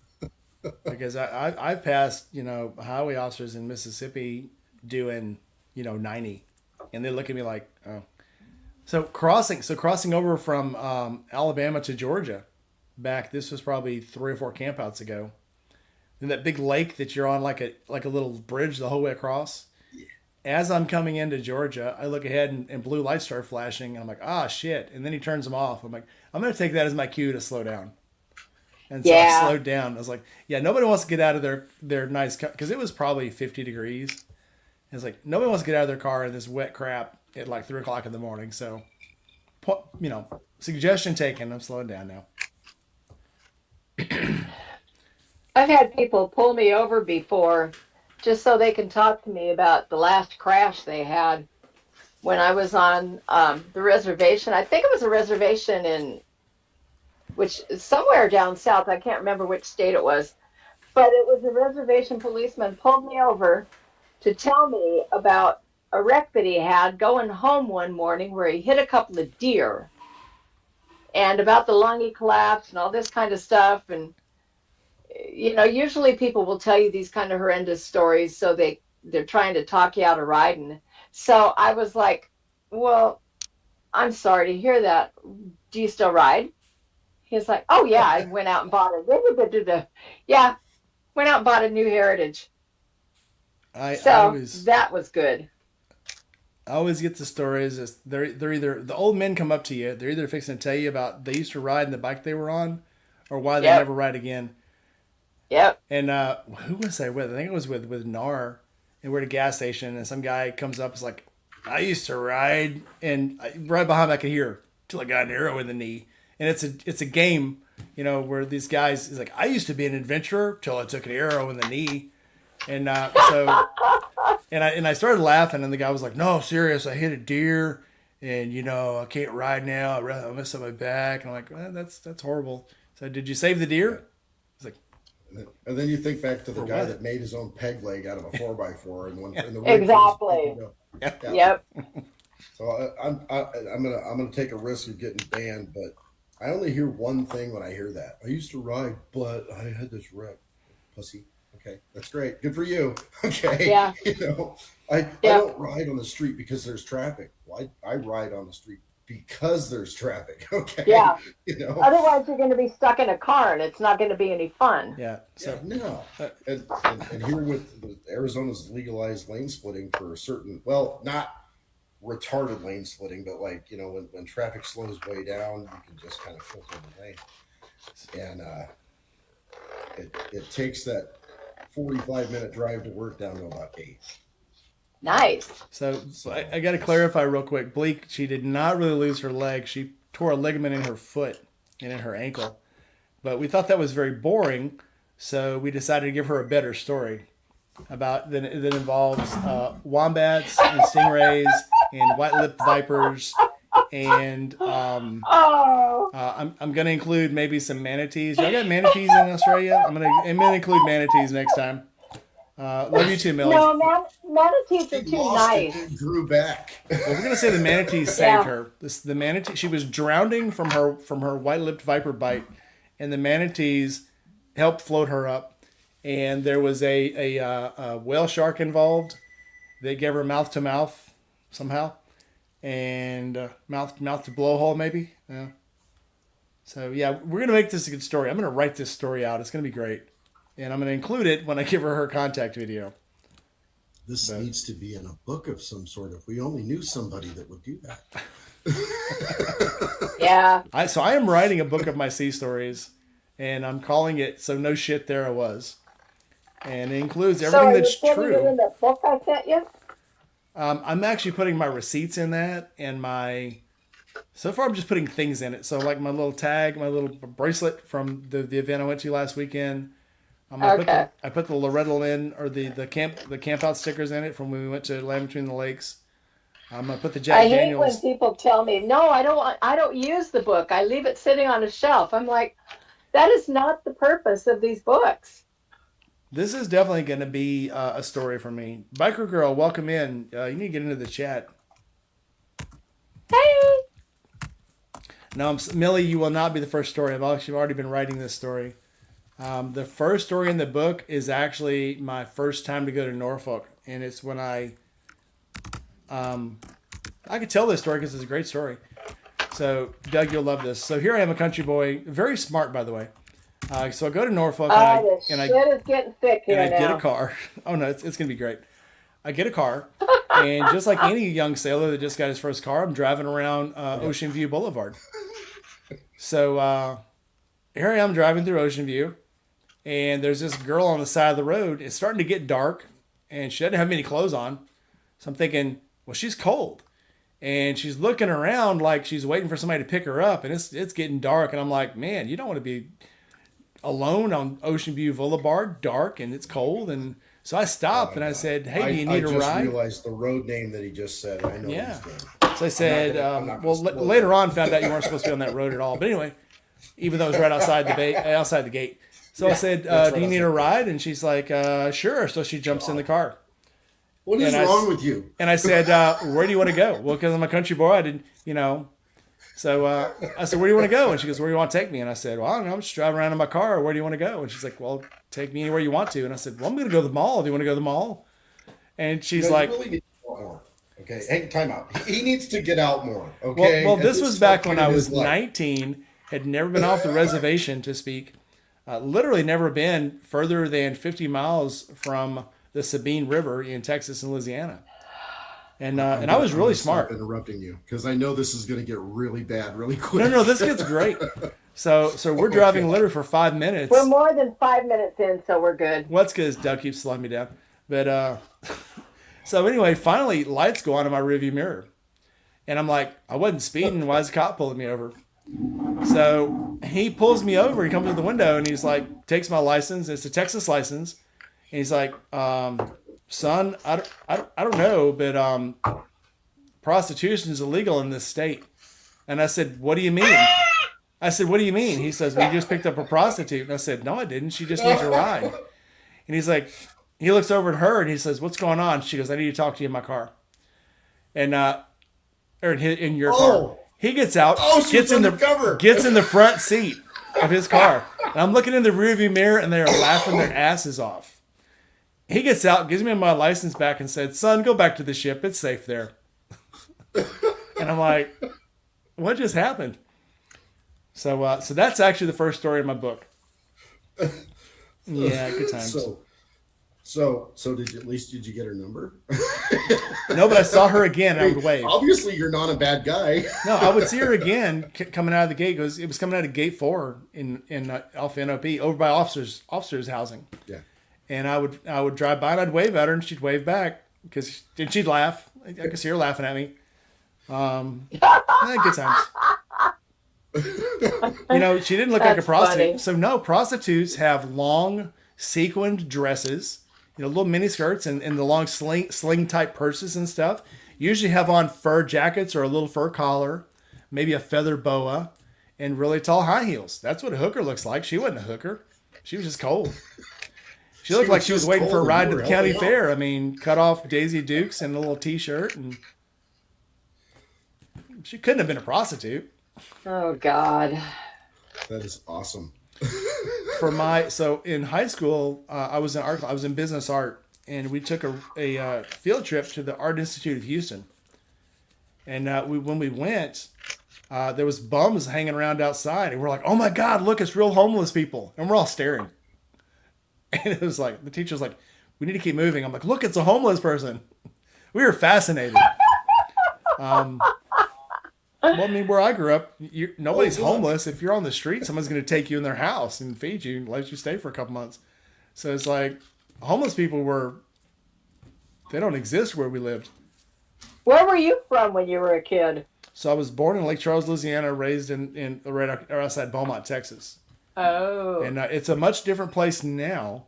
But remember this place? Oh, that's right. Remember this place? Yes. Yes, I do actually. Yes. You said they remembered me there. They remembered you. Yeah, because it's a small town. So, well, they were very nice ladies. Yeah. Yeah, it was a very good time. Yes, Millie, don't injure yourself for my account. However, so when I got my Combat Lifesaver certificate, we all had little stickers, little fucking sleeve patches that said, I don't want you to get hurt, but if you do, I want to be there. Sounds legit. So Millie, if you get hurt, make sure the camera's rolling. Yep. And we're going to make a great story. We're going to narrate it. We're going to narrate it just like Merlin Olsen. We're going to make it great. So, Biker Girl, our topic for tonight is what would keep you from riding. You need to get on. Hurry up. We're waiting for you. She said she's having internet problems, Rainey. Whatever. Freaking Northern California and all their freaking Starlink problems. It's because there's too many people down there hogging up the bandwidth. She can't jump in. Have you seen how many Starlink satellites there are? There's thousands. They're all over the place. Yeah. I'm on it right now. I have a Starlink. That's what I use. Nice. It's insane. Oh. Yeah, but in California, it's hard to get on the internet because everybody's watching furry porn. Yeah. So, no bandwidth.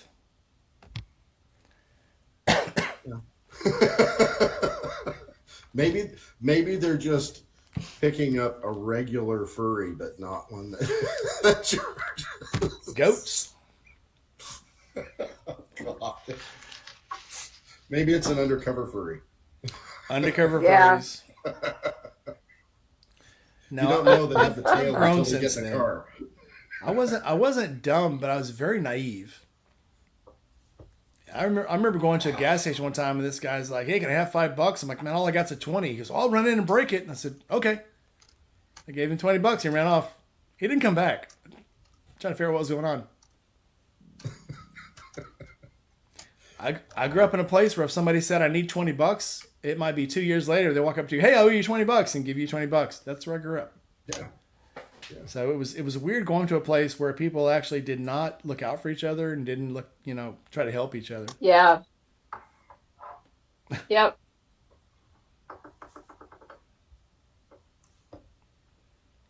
All right, we've been on for 2 hours. This has actually been a really quick 2 hours.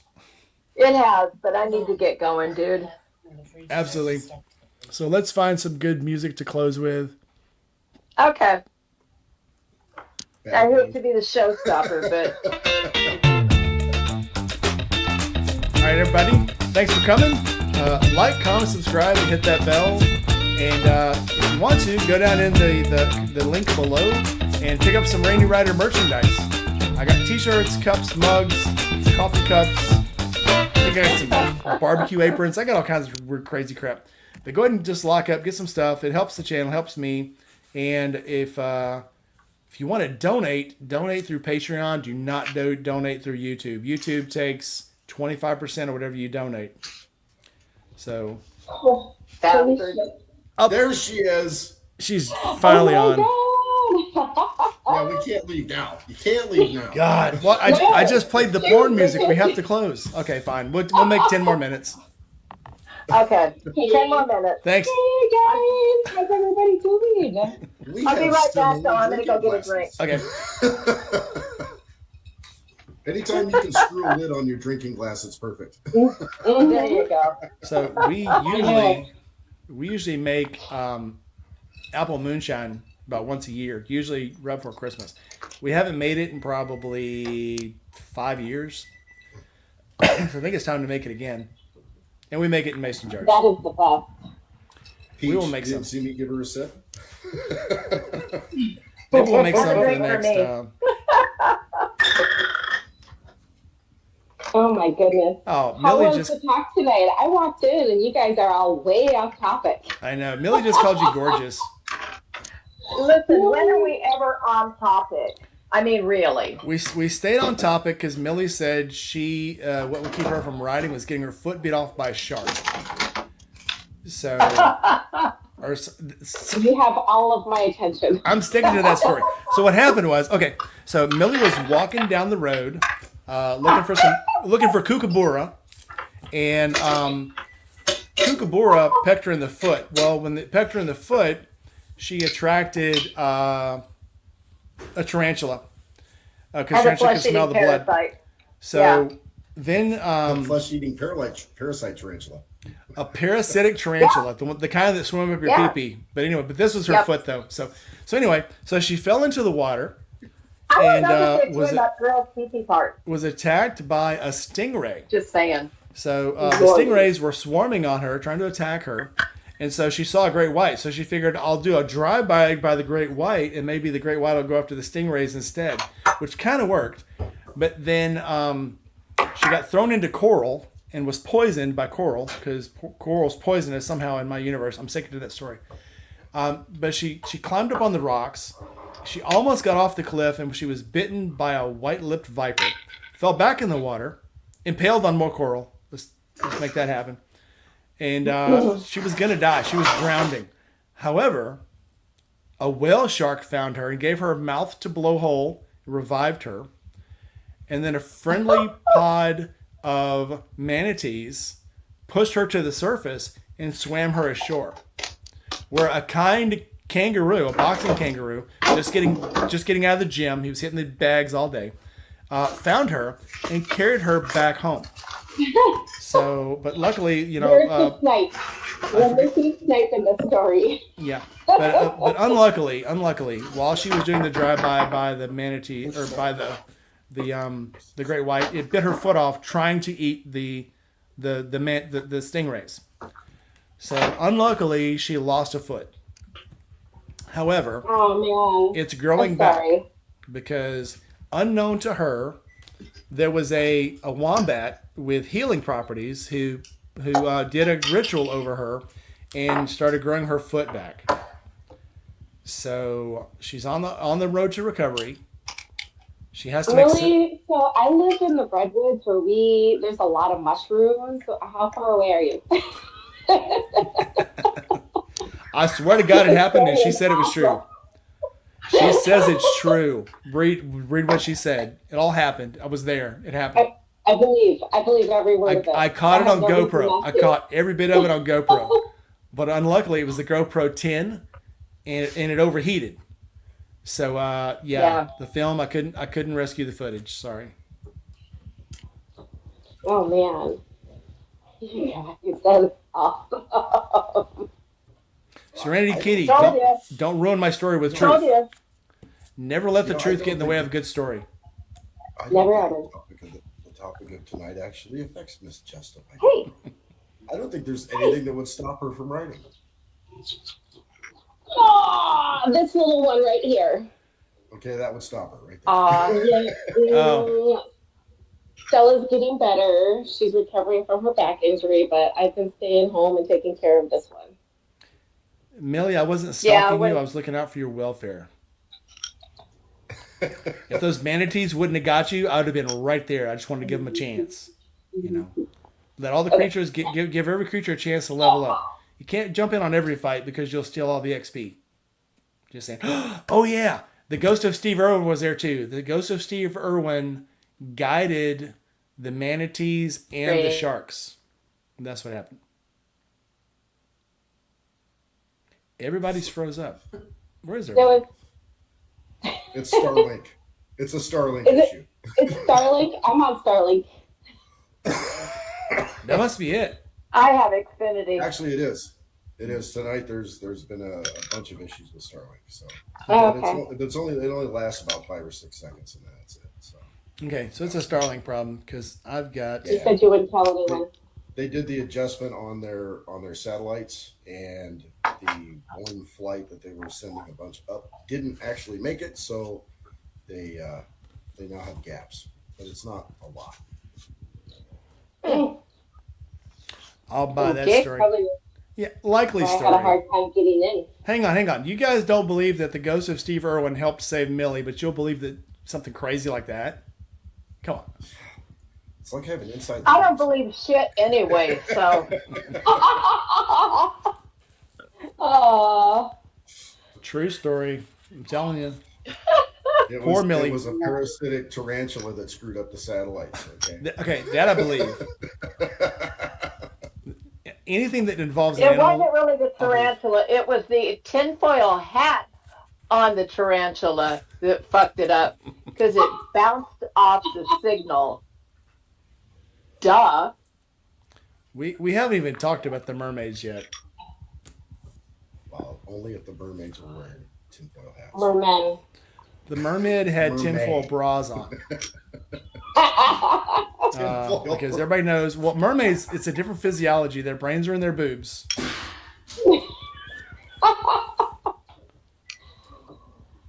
Friday night special, yeah. I'm just saying. Cover your ears, Millie. So, anyway. So, just a biker girl, what would keep you from riding other than decrepit, disabled dogs? What else? Decrepit disabled dogs.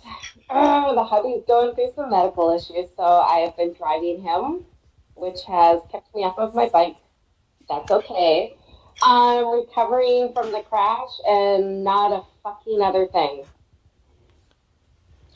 Pause that for a second. What food was that? That was that pizza. Was that pizza? Huh? That Oh. was the pizza. That's the one I made while I was on camera. Oh. You missed it. She missed it. What? I saw it. You missed it. I start saw it. with I didn't know flour. what it was. Well, now it makes sense. What kind of pizza? Does it that matter? It's one- pizza. Come on. Yeah, that one I did with Alfredo sauce, Italian spicy sausage, pepperoni, threw some caramelized onions on it. Not my favorite one, but it's pretty good. So one that's the favorite one that I've come up with is grilled chicken, and then kind of shred it. Throw Alfredo sauce on, just a real thin coat. Do the chicken. Do pineapple, jalapenos, and the pineapple offsets the heat from the jalapenos. Add about a spoonful of garlic into the dough, and then after you pull it from the oven, sprinkle some really good diced up cilantro on top of that. Mm, I don't have a name for it, but that's the one I've come up with. Don't put that the is cilantro on first, or it'll burn it. that is amazing. Uh, it's entirely possible I cook. So here's a question for you guys. Let's see what you think about it. Do you guys remember Sabaros? I do. Sabaros had a mushroom spinach pizza, and it was delicious. And I have been to so many places and tried to get a mushroom spinach pizza, and they're not as good. So did Sabaros put like cocaine in their pizza or something just to make it better? I mean, I never had a bad slice of Sabaros, no matter what it was. So they must have put something in it. Maybe it's the mushrooms that just a biker girl has in her front yard. Maybe that's why they were so good. But They're those everywhere. front yard mushrooms are the reason that Millie is There's missing the signs. boat. There's signs Maybe. posted on Highway 1, no mushroom hunting in this area. Because people park right on the road and go mushroom hunting. well, where I grew up, they licked frogs. So no lick the toad, no room to talk. So y'all remember the online the Kill Frog cartoons? Yeah. Frog in the blender. Oh, that I Little remember. cartoon people. The guy's like, "Oh, I found a frog," and they're like, "Don't lick it." He goes, "I'm gonna lick it. Don't lick it." And he looks down at the frog, and the frog's going, "Yeah, lick the toad, lick the toad."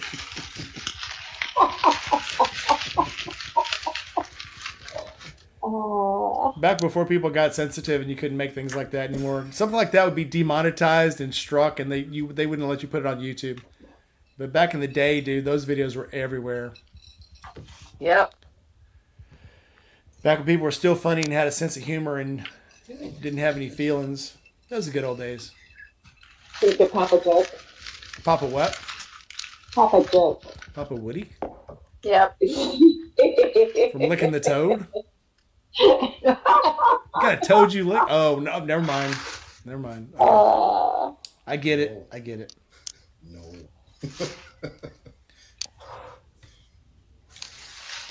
All right. I have So what's drinking. the step? What is everybody want? What would keep you from writing? What would keep you guys from writing? Let me hear it. We already talked about it. You were late. Yeah. I know. I'm sorry. I had work. Sorry. All right. So far for me, what has actually kept me from writing was in 2004, I T-boned a truck and broke 2 ribs, separated a shoulder, and had massive contusions up the left side of my body. That kept me from riding for the longest time I've ever been forced to not ride, 3 months. By the time the insurance paid off, I went out and was looking at a Bandit. Remember the Bandit 1200s? And I couldn't hold myself up on it because it was a lean forward type bike. And I couldn't hold myself up with 2 broke ribs and a separated shoulder. So I compromised and went and bought the Sabre. And the Sabre was great. It was a cruiser. I could lean back on it. And it actually felt good to take off, and it would pull my shoulder and stretch it. So that was therapy. I should have got an insurance deduction for that. Insurance should have paid for that bike because it actually helped me. Shit, prescription, you could have wrote it off. And then, of course, when I dropped the bike on the ice, that kept me from riding for a while, having a concussion and having a broken bone in my spine. That stopped me for a whole week. The doctor said don't ride for 6 weeks. I think what he meant was don't ride the big bike for 6 weeks. So it was okay to ride the Sportster after a week. So that was fine. Because it was a smaller bike, easier to handle. Makes perfect sense in my mind. And yeah, ice and broken bones. That's about the only thing that'll stop me from riding. You know, I got a broken. I had that T1 fracture that they discovered when I was active duty, and they made me put on a neck brace and sent me to Balboa Naval Hospital. Well, they told me to go there. And I said, okay, I'll just go over there. So I walked outside, took the brace off, got on the hearing softail, and then rode home. I went the next day. Okay. Oh my god. I wasn't a very smart man. I still. So. So this has nothing to do with motorcycles, but working at the steel mill, a guy was unloading a forklift, cutting bands off of rolled steel.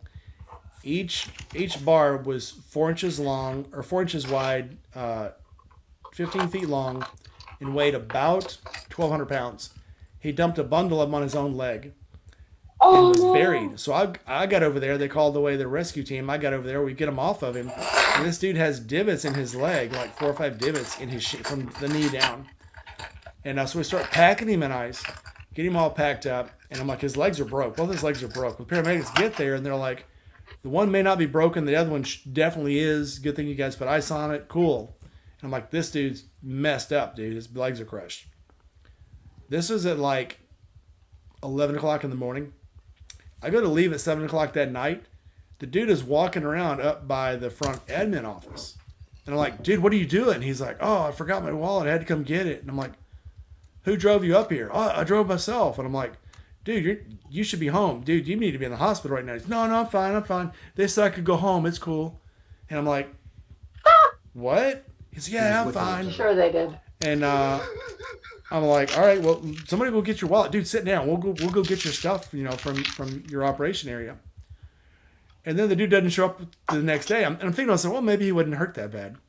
He didn't show up for the next 4 weeks. His legs were broke. But they gave him so many painkillers in the ambulance. He got up out of the hospital, took a cab home, got in his wife's car, drove his wife's car up to get his wallet and his lunchbox from work. That's crazy. Didn't feel it till later that night. And trust me, when I had my wreck, I had no pain. Dude, it was so funny. So when I broke my ribs and separated my shoulder, they've got me up at the hospital. What fucking hospital was this? Yeah. Probably the Med. It's Memphis. So Wow. people walk out all the time. Well, you've got all these, shooting victims and drug dealers and people that don't want to talk to the cops. People walk out there all the time. People get shot. It happens all. But so anyway, so when I had my accident, by the time they get me up there, they've given me 2 cc's of morphine. They've given me Scalaxin and not tramadol, Toradol. And so I was feeling no pain.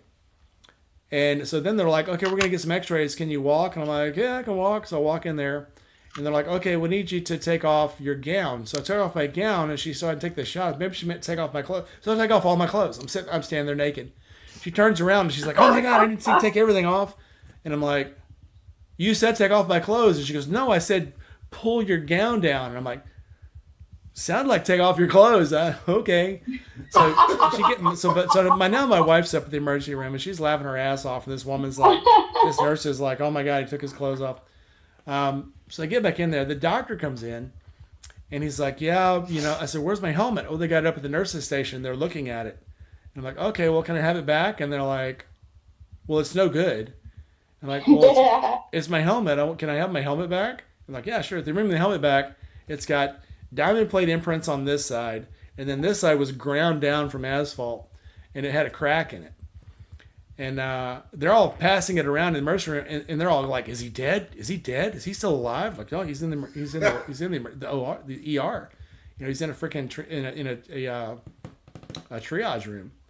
So the doctor comes back in, and I'm like, "Man, I am so sorry." I said, "I think I overreacted." I said, "I don't think I'm really that bad hurt." He's, "No, you're bad off." And I'm like, "Man, I'm sorry, man. I wasted you guys' time." And he's like, "No, you're bad." He says, "I'm going to give you 2 weeks off, and I need you to come back, and I'll look at you again." I'm like, "Well, I can go back to work tomorrow." He's like, "No, you can't." He goes, "Yeah, I feel fine. I can go back to work tomorrow." And he goes, "All right." He says, "I'm in clinic tomorrow. If you can come over to urgent care and check into my office, and if you still feel like going back to work, I'll cut you your release." I said, okay. So they gave me some prescriptions, and on the way home, my wife's like, okay, we're gonna swing by and get you some prescriptions. Like, I don't really need them. I'm fine. And she's like, well, I'm going to drop you off at home and I'll go get your prescriptions. And I said, okay, fine. I mean, it's a waste of time. It's a waste of money. I don't need them. And so by this time, it's probably, the accident was probably like, it was at noon because I went to have lunch with Diana and I was headed home. And so this was probably, by this time, it's like 9, 10 o'clock at night. They release me. I get home, fall asleep. I wake up at 3 o'clock in the morning screaming. All the medication had worn off. Oh no. Yep. And then I did not feel like going to work. So I could finally get out of bed, probably 10 o'clock in the morning. And what's funny, I had my son and my daughter drive me up to the doctor because I couldn't freaking walk. And so the doctor, I get in the doctor's office. He's like, "So you didn't want to go to work today, huh?" And I said, "No." He's like, "Let's go ahead and check you out." So he checked me out, and he's like, "Well, there's lots of swelling. We really can't see anything right now. You're going to be in a lot of pain for at least 2 weeks." And I said, "Okay, fine." And it was probably 2 more days until the lawyer made me go and get MRI, and that's when I found out my ribs were broken and my shoulder was separated. This shoulder was so separated you could put your finger in the gap between my clavicle and my humerus. Scapula. No, right up front. Oh, okay. But you could literally put your finger in it, and there was like meat on both sides. It was that separated. It looked like this. Ew. And Shit. so I had to go through electroshock therapy to make it pull up. And they put one up here, and they put one on the back of my arm, and it felt like somebody was putting a cigar out on my arm. It hurt so bad. And they had all kinds of physical therapy for me. Anyway, long story short, what I'm saying is I didn't feel anything at the moment. Later I did. So, yeah, people do dumb things when they're hurt, and they think they're not hurt. So, I'm not counting injuries for reasons not to write. Millie says, "Just a biker girl. Are her eyes deceiving you? Or are you really just that beautiful?" Now, so Millie, so when you tried to get those contacts out with the tweezers, I think you stabbed yourself in the eye. I know. I'm just kidding. Eye damage is bad. Are you drinking? I thought you couldn't drink until you're 18 there. God, girl. It's Australia. They have special provisions for anybody that's been attacked by Cheers. Yeah, she's okay for a California girl. Well, she's actually a Wisconsin girl. That's why she's pretty. Yeah. Yeah. Aw, listen to you. Well, if you were a real California girl, you'd have blue hair and spikes in your nose. There's a little of that, but I will say that when I left Wisconsin, and it was also an age related, it wasn't just California, I went from a brunette to the blonde hair.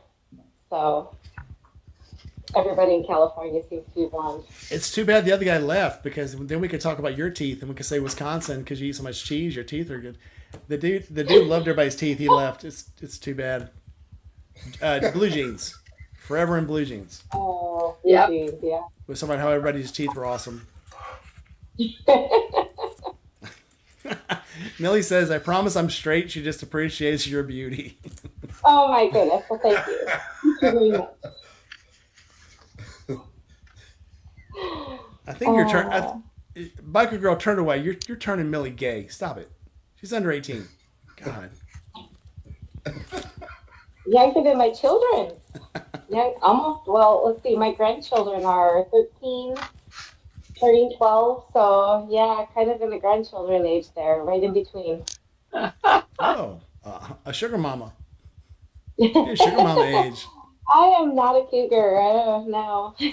I didn't say cougar. I said sugar mama. All right, we're going to close this out. We've been on for 2.5 hours, and it's been awesome. Biker girl was late, but I'm sorry, guys. I can't make Next up time for I will that. be on time. So, all right, final thoughts. That's okay. I So, was late too. Doug, you go first. Final thoughts. Do a once over on that bike before you go out for a ride. They found 3 other things wrong with mine, including the brakes, that I would have never even looked at. So that's why I took an extra day. That's funny how that happens. Yep, went in for just a tire. And they were like, "Hey, by the way, you're metal on metal in about 2 days from now." I was like, "Oh my God." He said, "How did you put 50 grand or 50,000 miles on the bike?" I said, "Sitting on it." You know? But yeah, they found a bunch of about 3 other things that were wrong that would have gone terribly wrong on this next trip. So make sure to do that thorough once over. Absolutely. Biker girl, final thoughts, even though you've been here for like 5 minutes. Apparently don't trust the white-lipped vipers and the tarantulas with the little foil hats. And I agree with the once over, and I also agree that, if you work on your own bike, that's cool. I'm really proud of you that you know how, but once in a while, you need to bring it in and make sure that it's getting the full 150-point inspection. Yep. Excellent. Gma. I do agree with that. As everybody has said before, it is good to have your stuff checked out by a trained professional on occasion, but it's also good to know how to fix that random thing by the side of the road just in case the unexpected happens. And always carry duct tape and zip ties. Absolutely. And snacks. All right. And maybe alcohol. Carry snacks and alcohol. Always carry a flask. You never know when you need it. Even if it's just to start a fire or to start a fire in somebody. Yeah. So most importantly, if the ghost of Steve Irwin, you hear the ghost of Steve Irwin in the back of your head going, "Danger, danger, one bite could mean your life," back off. Don't jump in the water. But other than that, if you can be anything, be nice. Always help your fellow human, because we're all in this game together. And if you see Millie floating in the water, save her. Don't wait for the manatees. It was a mistake on my part. I was busy filming. It was good film. I was thinking content. I wasn't thinking save her life. But next time I will. Content comes first, man. This is a new age. So yeah. Toast to Millie's leg. Everybody, toast to Millie's leg. May it grow back stronger than before. Cheers. Keep up on the ice cream, Millie. Yep, keep eating the ice cream and cheese. Tell her, biker girl. And don't pick up any girls on Ocean Boulevard. Don't pick up girls on Ocean View Boulevard. No, it's bad. All right, guys. Millie, thanks for coming in. You've made it awesome. Everybody on the panel, you've made it great. So next Friday night, I should have a video out probably Sunday on my next stage of the Ninja. And so maybe that'll be out Sunday probably. And then next Friday night, we'll be back here again. All right. The good news is I get to play the porn music again.